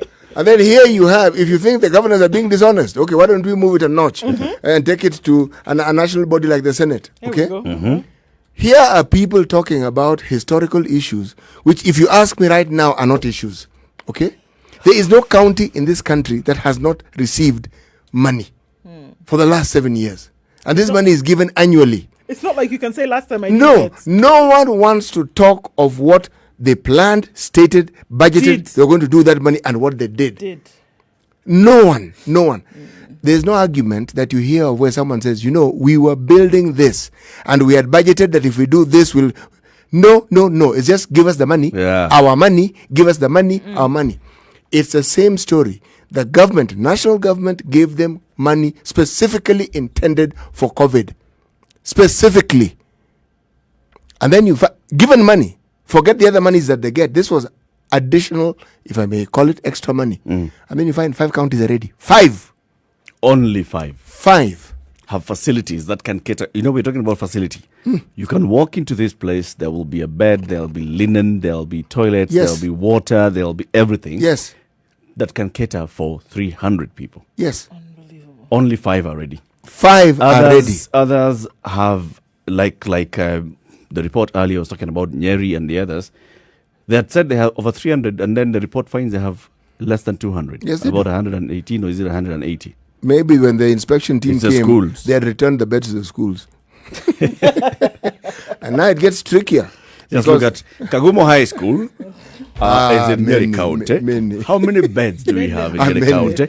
Yes. If I take a few, because man, Simagoha has closed the schools anyway. the bed capacity in a place like Kagumu is definitely more than 300. Now, the government has said that because they are now opening schools and they're setting a date, and Magoha has been given a certain, let me call it an ultimatum, okay? It means institutions of learning such as the Mombasa Technical University can no longer be used as a hospital. I think that I saw that and I was like, oh, come on. Yes. Come on. This is now got to be a Yes, big one. but it's a reality. At some point, these schools were going to have to go back to reopening. normalcy. Yeah. So what were you going to do? It's because we were expecting that we were still going to be fighting Yes. COVID-19 at the time. Smarter people who understand took that money and put up temporary structures to cater for this specifically. In stadia. And they did, yes. Field hospitals. You will find that even Bagati right now as you speak is putting up such a facility. All these counties had that opportunity. They cannot say they're not given. Do you hear any of them saying we're not given money? They were given money. And then the last dishonesty I want to speak of is For today. Yeah, no, you're on this particular particular subject, matter. Okay, there is a simple matter of our constitution and matters of disbursement of funds. This so-called stalemate that we speak of, okay, should not in any way hinder the disbursement of funds to the county, not whatsoever. And here we are being told repeatedly by these people that we can't because we can't. And that is not. It's really simply not true. It's not true. So, tunachezewa hapa. You can still disburse. Okay, so here's the thing. Up to even 50%. Up Yes, to they can. 50%. Yes. Yeah. But they see, someone could argue 50% of what? 50% Of what has been in existence. Of what has been in You can existence. receive 50% of what you received, and then tutafanya sorting. Actually, Eric, it's even Tutasortiana. yes. It's even Formula simpler. ikipita.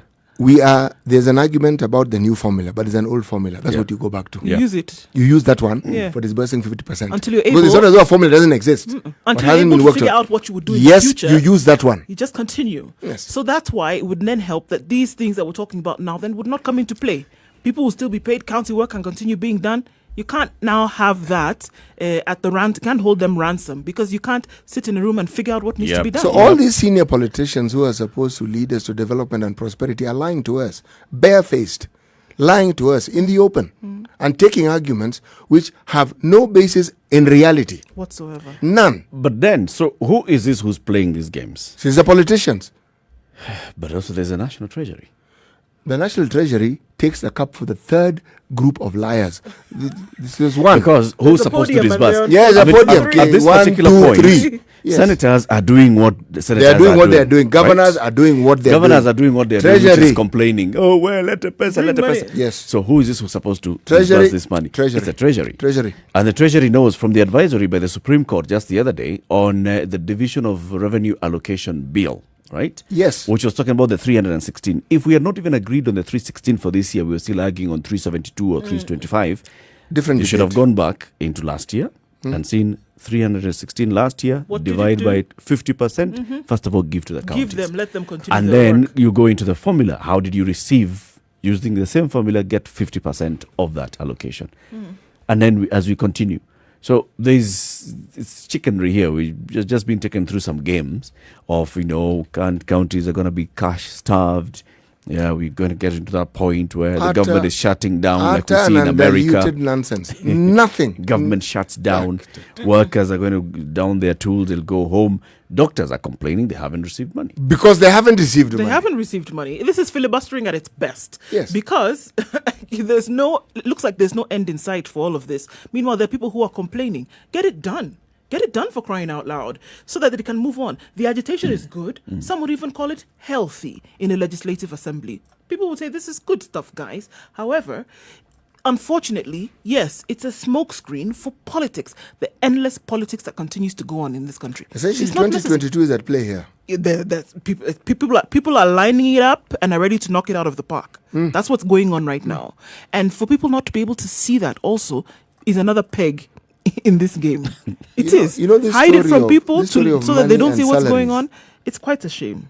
It reminds me of if you've ever been in a position where you have people who, more than one person, let's call it more than five, in your employment, or who depend on you to pay them some sort of salary.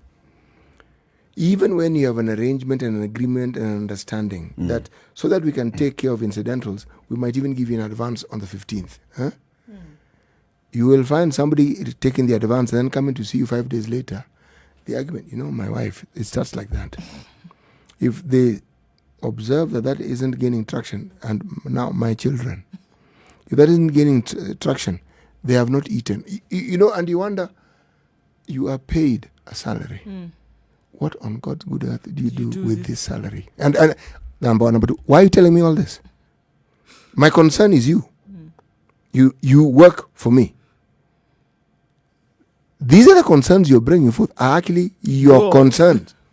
But we are hearing this argument, which tells me the mindset that you often hear in the common Mwananchi is the mindset that is being presented.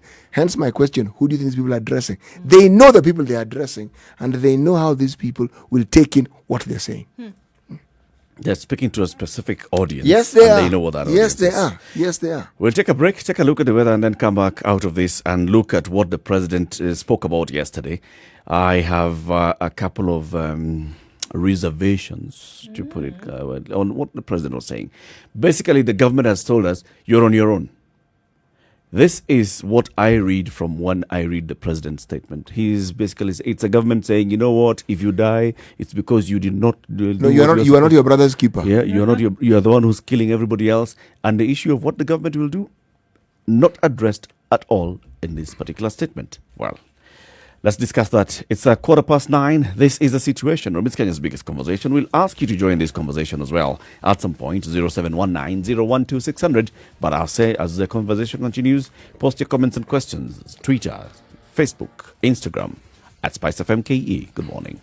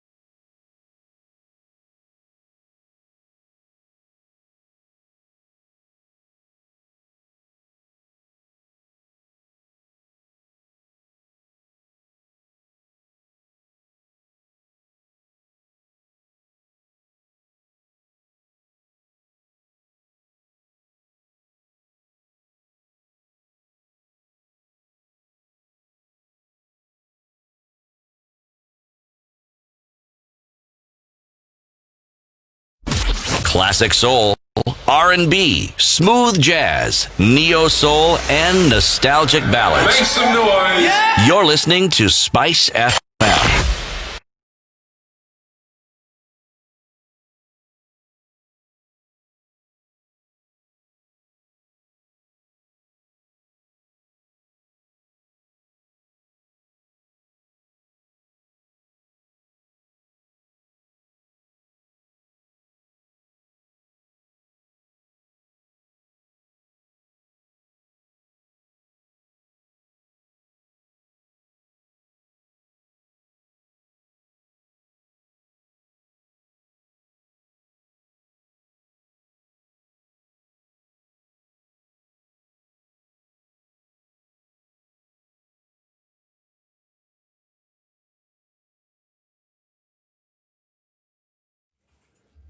Still overcast in Nairobi, warming up ever so slightly to 17 degrees. We'll see highs of 21 and lows of 13 today. It's cloudy in Njeri at 15 degrees. We'll see thunderstorms later with highs of 19 and lows of 13. Mostly cloudy in Nakuru at 16, highs of 21 with showers in the afternoon. Eldoret will experience wet afternoon as well with highs of 19 and lows of 12. It's mostly cloudy in Kisumu at 21 degrees, highs of 26 and lows of 18. Kakamega at 18 degrees is mostly cloudy this morning, highs of 23 and lows of 16. Malindi at 27 degrees is partly cloudy this morning. We'll have overcast conditions later with highs of 28 and lows of 24. 26 degrees and partly cloudy in Mombasa. Showers expected later with highs of 28 and lows of 23. 20 degrees and mostly cloudy in Kampala. It's going to be a wet afternoon there as well with highs of 24 and lows of 19. In Dar es Salaam at 25 degrees, it'll be mostly cloudy for most of the day, highs of 30 and lows of 22. Joburg has us mostly sunny at 6 degrees, highs of 15 and lows of 3. Lagos is cloudy at 24 degrees, we'll see highs of 28 and lows of 23 with showers coming quite soon. Paris this morning at 19 degrees is partly cloudy, highs of 26 and lows of 13. And in London at 14 degrees is mostly sunny, highs of 21 and lows of 12. And wrap things up for today in New York at 29 degrees. It'll be a warm day with showers, cooling things down. However, it'll go to a high of 34 and lows of 25.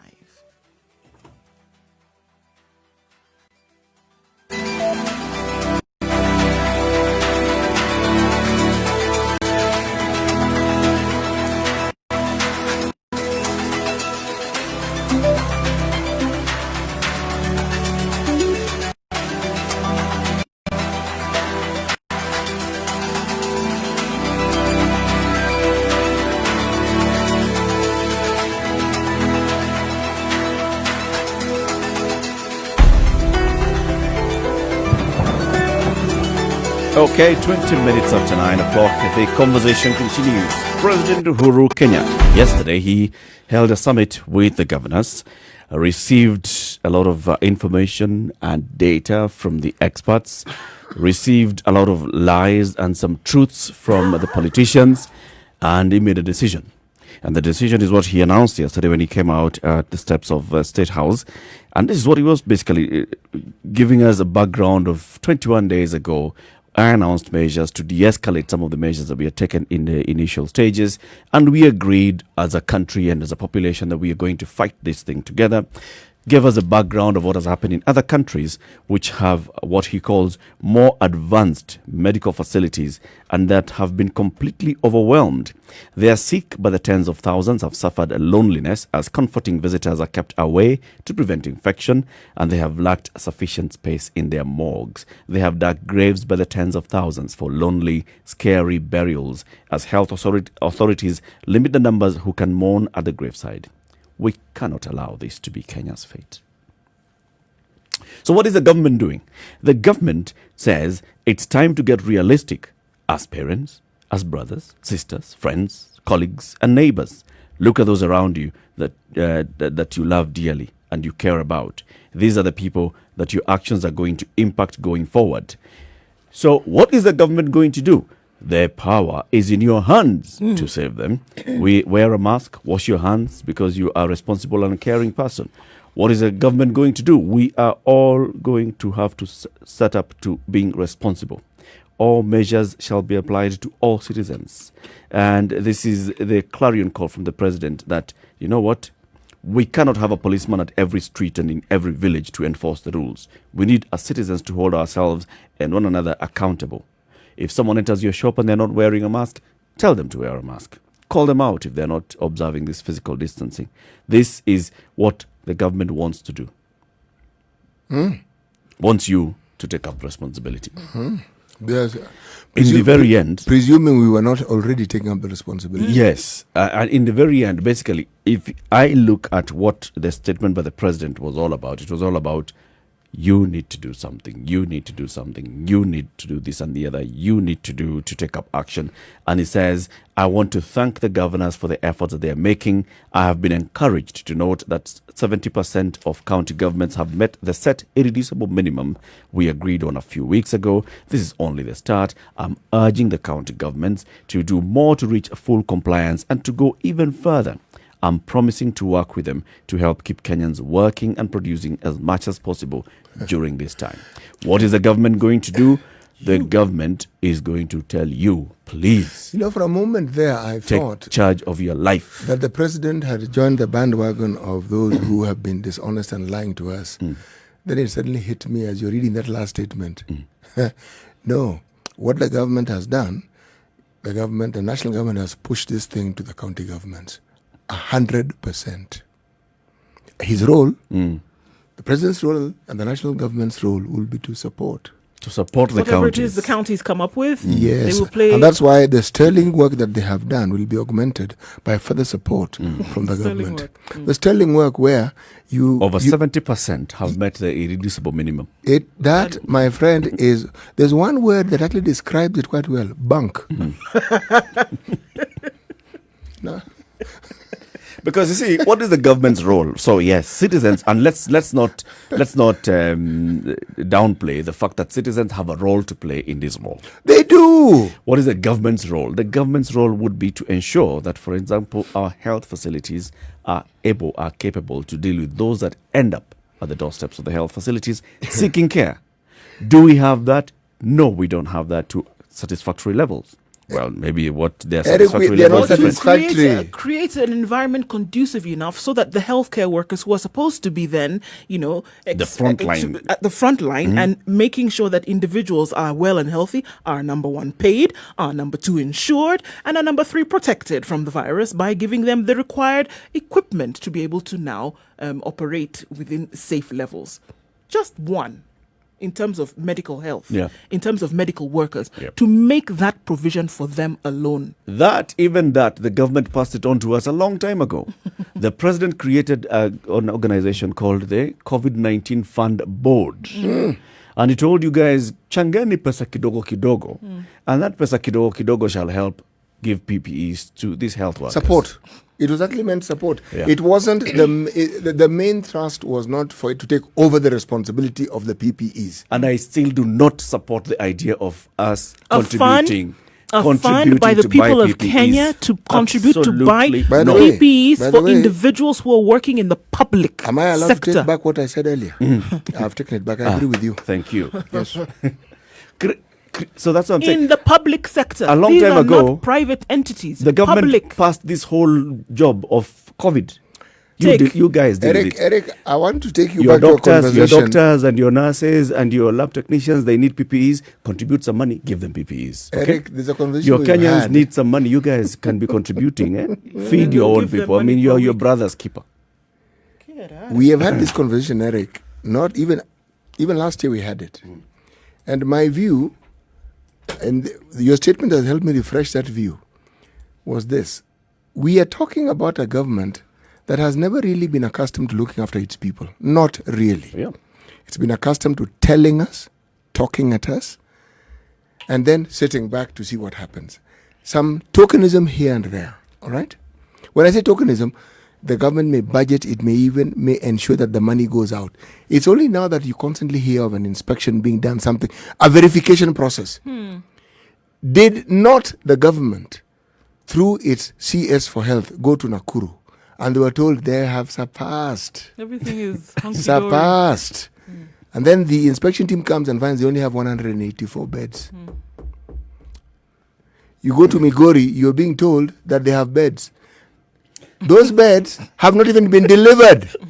But they have now. They have ordered. And some of the health facilities that were spoken of in Nakuru have not even been completed.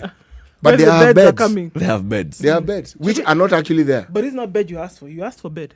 Did you ask for facility? Then you go to a county like Isiolo, you find the minister, the governor says one thing, and then the minister for health comes and says, actually, that's not true. What we actually have is not the 300, we actually have 84.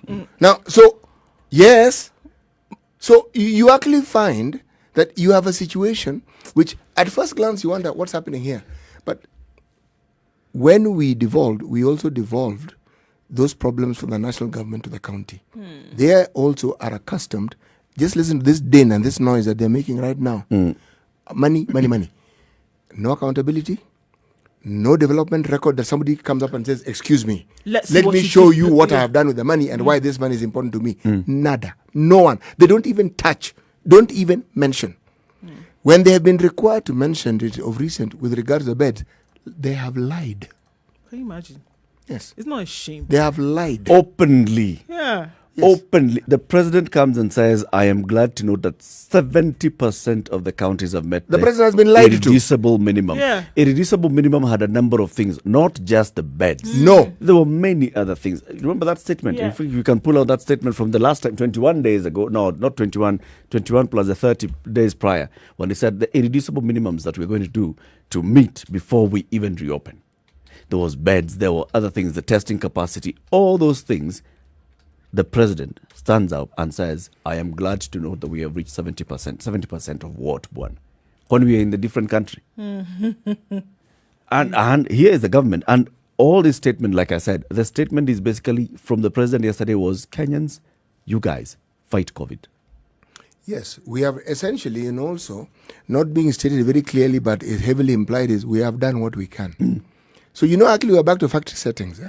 Yeah, so now if you want to look at remember what those irreducible minimums were. Yep. Infections must be contained and the number of infections and deaths must be heading downwards. The healthcare system, okay, so have you done that one? The healthcare system must be prepared sufficiently to take on a surge of infections. These are the beds that we're These talking are the about. beds, these are the medical workers. The linen, Yes. the ward, the everything, PPEs. even the structure itself, Yes. yeah, we even say. And then the final was, and basics, oxygen. that's it. A medical worker died in Wajir because they had no oxygen. And the third one was the capacity for surveillance and contact tracing fully in place countrywide. Okay. We have been hearing from the Ministry of Health every time that they're giving us the updates. They're complaining about their contact tracing. People are switching off their phones. We giving wrong have numbers, a backlog of thousands, tens of thousands of people who we haven't traced yet. and their So we were test supposed to samples have are built- positive. Yes. The test samples are Oh, positive. talking- They've not been traced. Talking about test samples, there's also a backlog there. Yeah. Testing capacity across the country. There's a backlog. And there doesn't seem to be an arrangement that where we have far-flung counties where Kenyans inhabit and are being tested, we don't seem to have a system to ensure that these specimens that are taken from them are adequately and timely tested so that they know. We don't seem to have that. Yep. Now, that's the government's work, by the way. This one, we as a Wananchi cannot do that. We have given you our sample. Not only giving you a sample, Put the thing up my We nose have- and Take it down my You throat. deal. Deal. Eric, we've also paid our taxes. Bas. So we've given you the wherewithal and the means to do these things. So I dare say, you So know, we've like I done said- our bit. Yeah, I dare say, if the intention, right, was to reduce the number of cases that would be, or rather to curb transmission, if that was the intention, then we would have seen a different decision yesterday. But it's clear to me that that's not the intention. The intention is not to curb the spread of COVID. It's not. I think the intention now is to live with it as we can in Kenya, and then to do a few things here and there to make sure that, all right, not too many people get sick, not too many people die. Actually, but we- to remove it, curb the We spread, are ticking flatten boxes. the curve, that's not the When we are intent. ranked by WHO and Yeah. others, we shall have. it's I not mean, the the intent. president held 3 extraordinary summits with the governors, so the government was united. The president came out and addressed the country. The Ministry of Health every day gives updates on Counties got the 70, maintain the count of 70%. COVID-19, our test capacity. I mean, we have less than 300,000 samples tested so far Yesterday, South Africa did 167,000 samples. in one day. One day. Kenya has done 200 and hot. 200 and no, just Well, we're need at to find that 50. number. We surpassed 50. Yeah, we're at some silly number here. Like, let me just look for 200 it. and... I have it here. we haven't reached 300 yet. Huh? 279,612. Thank you very much. 279,000. A country that has 10 million people more than us has done 3 million. They did 171. Now, can you doubt their commitment? Okay. Actually, In 7 minutes to 10 o'clock, we want to take a look at traffic and see what is your responsibility on the road.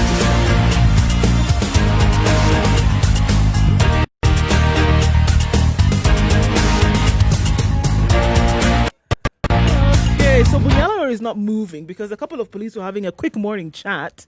And they've done that for about 7 minutes now and counting. And they're not really concerned about the traffic that's behind them. I don't know if maybe you need to hoot.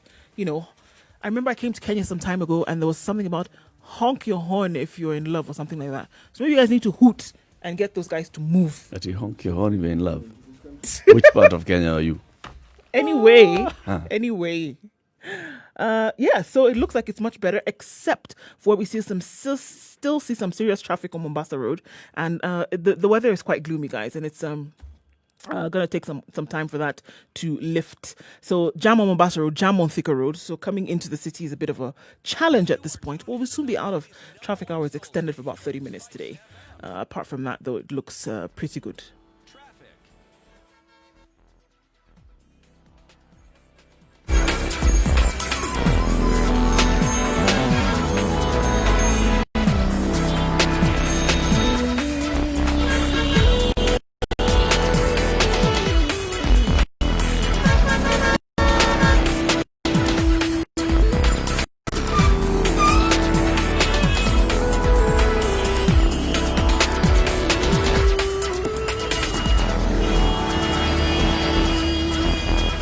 So the president addressed the country yesterday. He gave us some stories of giants about preparedness to fight COVID-19.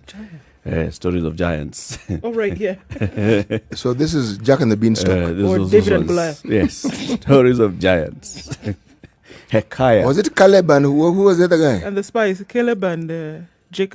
No. Joshua. The dance of giants. Yeah, they did. Those also giants, Caleb and Joshua. Yes. Those are the stories that the president was giving us. There's something I wanted to say here. This thing is actually not all doom and gloom for the citizenry. Something has happened here that is actually very unique, and it keeps happening. And if we simply understand it in the light that I am understanding it now. See, 2022 isn't even a bad word if you ask me. All these wrangles. The citizenry of Kenya are getting a front row seat as to understanding who their leaders actually are, and if you're thinking of the future, what to vote for or what to look for and what not to look for. They are showing you now who they are. And what they think of you. Believe them. Yes. Don't think it's a nightmare. No. Don't think it's a bad dream. Truth. This is the truth. This is how your leaders think of you. This is how they regard the state of development in this country. This is how they see things. It's like somebody saying, look at me, I'm wearing glasses. This is it.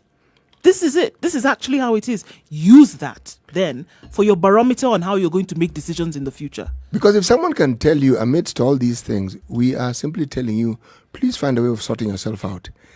Now, surely, should we not, in all kindness, reciprocate when it comes to voting and tell you, vote for yourself? That's what I keep telling you guys, all right? John Pombe Magufuli across the border here, people keep laughing at him. John Pombe Magufuli, I'm going to bring the people on board in this thing.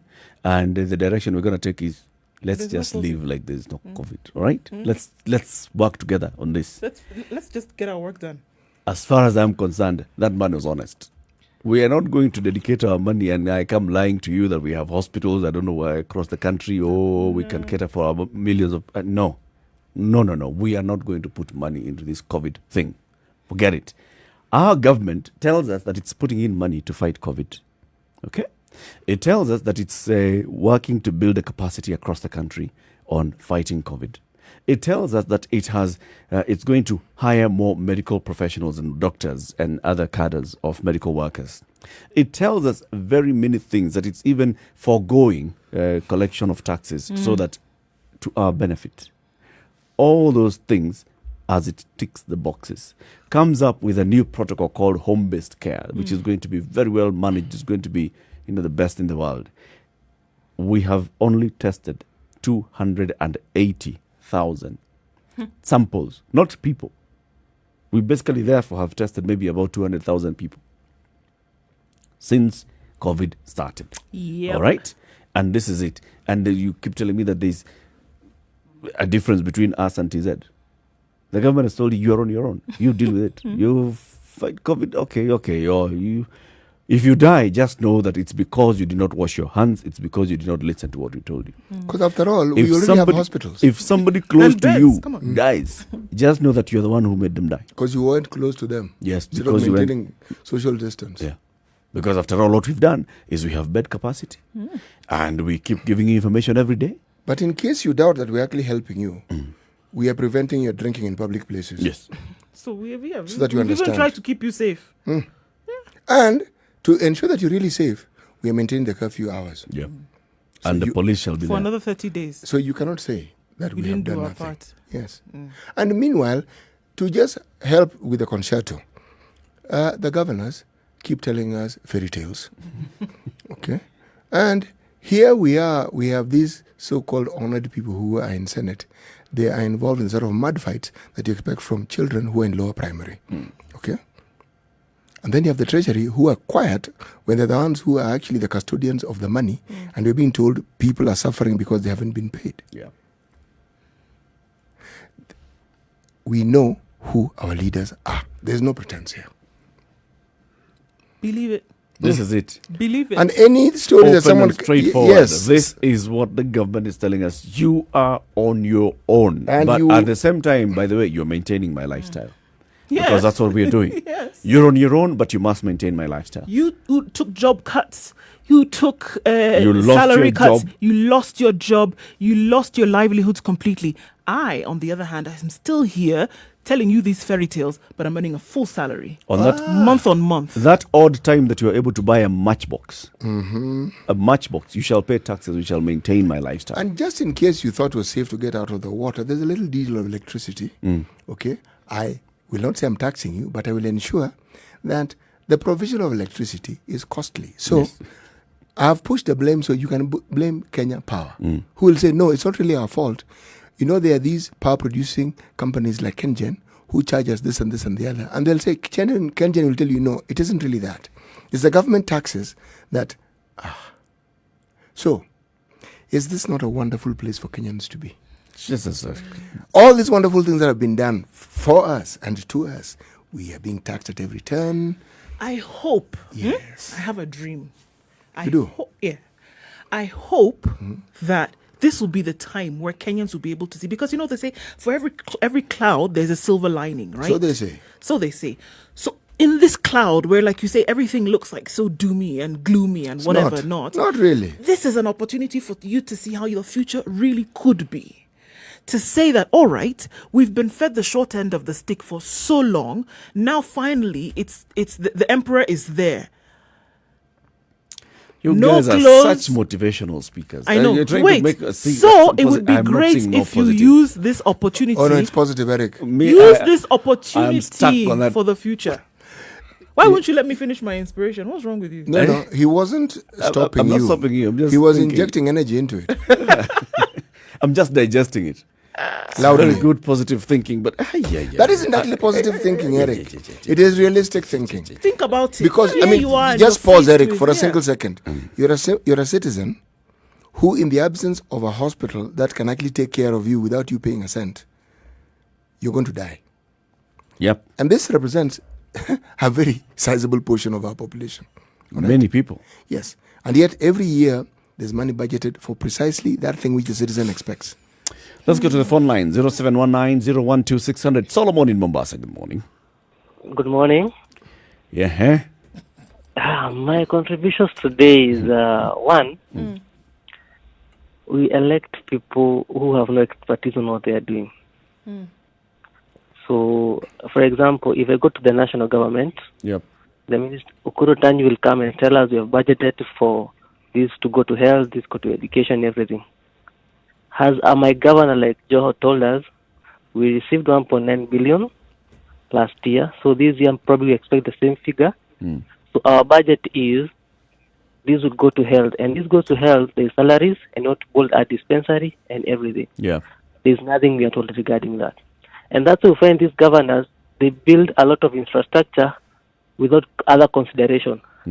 I can be a governor, I build a dispensary. It's a good motive.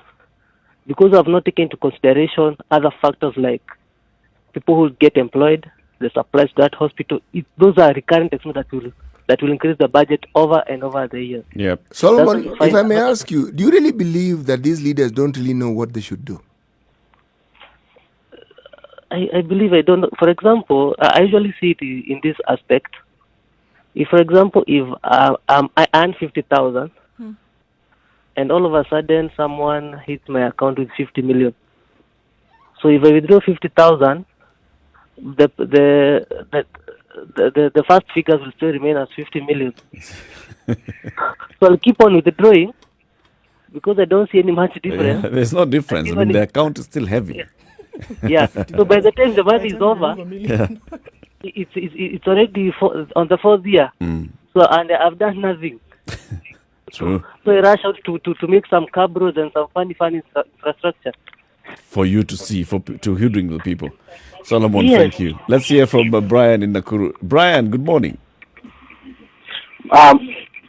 Morning, guys. Good morning. I hope you're doing all fine. I'm fine in Nakuru, Chile. Very good. Okay, city already said if you don't love your kid, you'll ban the whole. If the village doesn't ban the kid, we ban the whole village for us to feel warm. If the village does not take care of the kid, right? That's the meaning you were. That's the truth. We ban Kenya for all of us to be warm because that's the position we are currently in. Yeah, but all is well. Kenya is well. Kenyatta, maybe the idea was with the COVID, they were to lock the boundaries and let us walk at night. COVID does not sleep. But once they opened the boundaries, they opened everything. Let people walk at night. Let every people. Why are they closing the bars? After all, we are on our own. I mean, yeah, we are on our own. We are doing the same. We'll ban the whole village and for us to be warm. Hey, okay, Brian. Thank you very much. Your contribution this morning, 0719-012-600. What do you make of the president's speech yesterday and the measures that were announced from the State House yesterday? The long and short of it is that you've got to take personal responsibility. The government has done much as it can. You cannot have a police officer at every corner reminding you to do what you ought to do.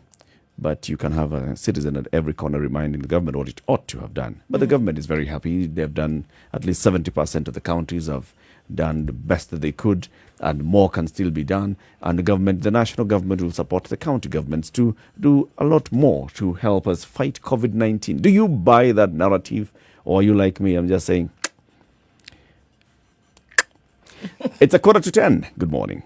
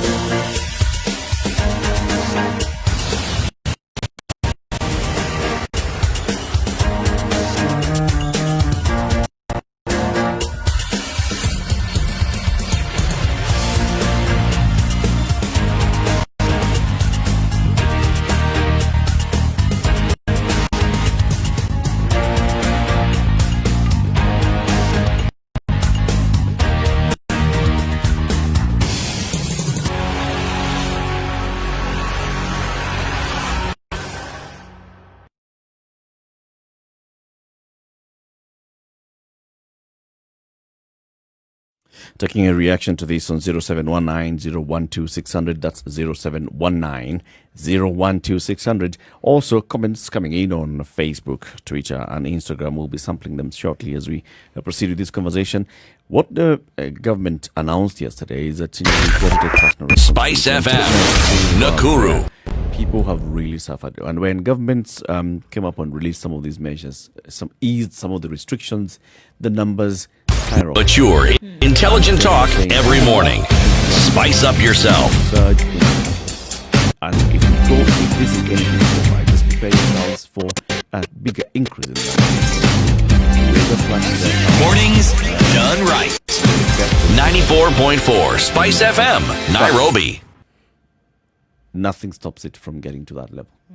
Nothing at all. Go to the phone lines. Ruben in Eldoret. Good morning, Ruben. Hey, good morning, gentlemen and lady. Good Good morning to you.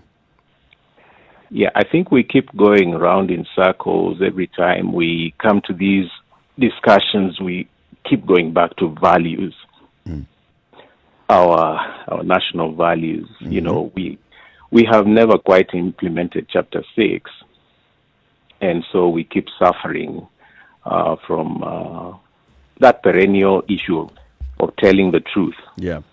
And so, if we cannot tell the truth on the very basics, when it comes to COVID, we don't then expect that we'll then overnight have someone telling us the truth.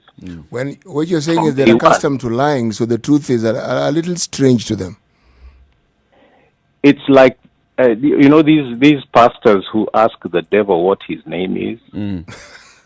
You mean they're such persons? Well, like as the person is breathing on the ground and the pastor is like, and yet the very foundation is that it's a demon. So anyway, from day one, listen guys, from day one, when we asked questions about patient 001 and the narratives that were coming around, we knew that something was amiss. It's in the public domain that the government has continued to give promises upon promises. Taking myself as a musician, as an artist. 4 or 5 months later, we're still waiting for this 100 million. So you do tokenizing. You just keep promising. We have this money and we are giving this. I'm even amazed. We are talking about how to distribute money we already have instead of generating money. Because the money is not the issue. We just keep throwing money rhetoric at problems, but our real problem is values. We can't trust our politicians at all. Whose fault is that, and this is a medical issue, and yet the answers and the direction is being given by politicians. Whose fault is this that Kenyans cannot trust their politicians? Who are Kenyans and who are our leaders? We are all Kenyans, so we all are to blame. So, by virtue of the fact that Kenyans cannot trust their politicians, also then you would point to what you're saying is that Kenyans then are at a loss of values. Certainly, who are Kenyans and who are leaders? Leaders are Kenyans. We get the leaders we deserve. Because we did not raise that threshold of the values threshold at the election point. No, we lost it. We lost it at the constitutional level. Okay. Good points, Ruben. Thank you very much. Have a good day in Eldoret. Good day. 0719-012-600. Also, post your comments on social media, Twitter, Facebook, Instagram as well. This is picking up from what the president said yesterday. We know the measures that have been put in place. It's a continuation of the nighttime curfew, reduction in the hours that restaurants and such places will be operating. Instead of closing at 8, they'll now close at 7. There'll be no more sale of alcohol in these public facilities. You can only consume alcohol. There'll be sale, but you can only consume alcohol at home. And all these things, the president basically saying, you know what, this is a war and we must all fight together, and you must take responsibility for your part of the war. Zachary, good morning. Morning, guys. How are Morning, you? Zachary. I'm fine. It's only that we are having a drizzle here in Nakuru. Yeah. And I have not had do mention that. I did. You weren't listening. Oh, you mentioned. And there's a Maybe caller who also- also mentioned to us that it was very chilly in Nakuru today. Yeah. Sure. Now, Yep. you guys, I know you have, all of you, because you are Africans and good Africans, you have a background in farming, yeah? Mm-hmm.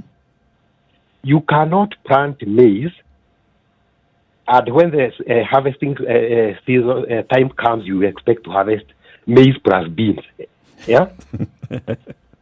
And I'm giving that analogy or symbolism Yeah.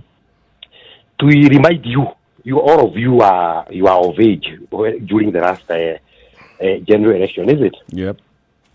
What most of us remember from that during that campaign time, yeah, it was the big lorries, the ones that are mostly used, loved by Americans, big cars, yeah, and they had, I don't know how to describe it, very loud music. And the young men and also even some aged people would discuss, so Eric's convoy had very good music and loud music, and they passed through here. They dished some 50 shillings and wrestles here and there, and we danced, you know. Yep. And then they proceeded to the next whatever. So, if that is what you planted, and you are made happy by those guys who are only noisy, making a lot of noise to our ears, and we dance to it, now we are reaping. We should not expect those guys to be able to see that, like the way you are sitting and discussing issues, yeah? Yeah. So I'm afraid, my friend, that somebody, I think an investor, said that it is likely that 10 million Africans may die out of this disease, yeah? Yeah. Day by day, I'm coming to believe in him. You're saying this And is the best thing is this, yeah? I think I agree with Mr. Eric who said, I respect Mr. Magufuli, who has entered into, you call it complacency, yeah? That instead, you see, like now everybody, you go even to the kids, to whoever, everybody is in Kenya or elsewhere, everybody is thinking about COVID and how COVID is actually affecting all of us. And I'm afraid when you die, like Mr. Andrew said there, when you die, we are demonizing you and saying, oh, it is because you didn't do what so-and-so said, you didn't wash your hands, you didn't... You're to blame for your death. Definitely. And this is escapism, yeah? Otherwise, for the rest of the time that is remaining, we are going to hear a lot of that noise, the one that we voted in for, yeah? Yeah. And we are better. And that is why I told you, I'm reminding my aunts in Centro, yeah? Should we not meet again on this other, yeah? Whoever happens to go before the others, should actually go and plant so many cassavas. We say that when you die, you go and start planting cassavas up there. Yeah. Zachary, thank you very much. Have a good one. Let's hear from Alan in Nairobi. Alan, good morning. I think what we need to do is to strike a balance between optimal balance between on the one side controlling this pandemic and on the other disrupting livelihoods. We lost you, Alan. Okay, I think he's going to call back. Alan is going to call back on this particular one. 0719-012-600 has come to the end of the show for the day. So what is your thought on this now, finally? You know, my thought on this, as I listen to this discussion and even our ability to poke at what the president has said, we live in a very beautiful country. Because there's some countries where this discourse is not just unheard of, it is not possible. Or it is possible. Our neighbors in Tanzania. It might be the last thing you say, well, but not all right. last thing you say, but last thing you say on radio for a very long time. Yeah. So that we are able to at least have this discussion, that is a plus for the government. This space is something they've enabled us to have. But that same ability that they have, can they extend it just a little bit more to other things that perhaps would change the lives of people in a more tangible way, in a way that they would appreciate it at the level that they need it? And you? You know, I think, facing realities, if I look at the things that we've said facing the reality. If it was that we're looking at curbing the spread of COVID, we'd have seen other measures put in place. So now we have to live with it, and we have to be careful in whatever we do. At the same time, facing realities of who your leaders are. They're not lying to you. They're showing you what it really is, and we ought to believe it. Yep. I think what I'd like to say is that we have that responsibility. We've got the responsibility to take all the precautions that we can take at personal level. Yeah. But also we have a responsibility to call out the government and demand more. When you think that if you fall sick, if you contract COVID-19 today and you need to go to a hospital, if you don't have money, you will not get treatment. If you go to a facility, you may not even get bed space.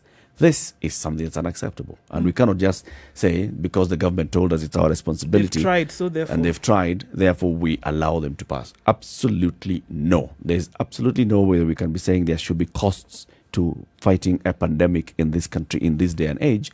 And the government has shucked that responsibility. Today's proverb, City Muga, as we conclude. Today's proverb, as we conclude, the child who is not embraced by the village will burn it down to feel the warmth. Embrace diversity. So yours is not like the Brian version of... The Brian version is his interpretation, but this is the thing about sayings. You more or less imbue what you think or how you think it applies to your situation. Embrace diversity. And if you don't? Well, if you don't embrace diversity, then the outcome is this. The diversity is in that child who requires embracing. They may be truant. They may be just about the sort of child no one would wish on anyone, but they require understanding. All right. Yes. Join us again tomorrow morning, 6 a.m. to 10 a.m. for another interesting conversation. This is Kenya's biggest conversation, the Situation Room on Spice FM. It's now coming up to 10 o'clock. Remember, you'll have the adults in the room from 7 to 10, and, of course, Monique between 3 and 7 to take you home on Spice Drive. Until then, enjoy this music. Good morning. It's 10 o'clock.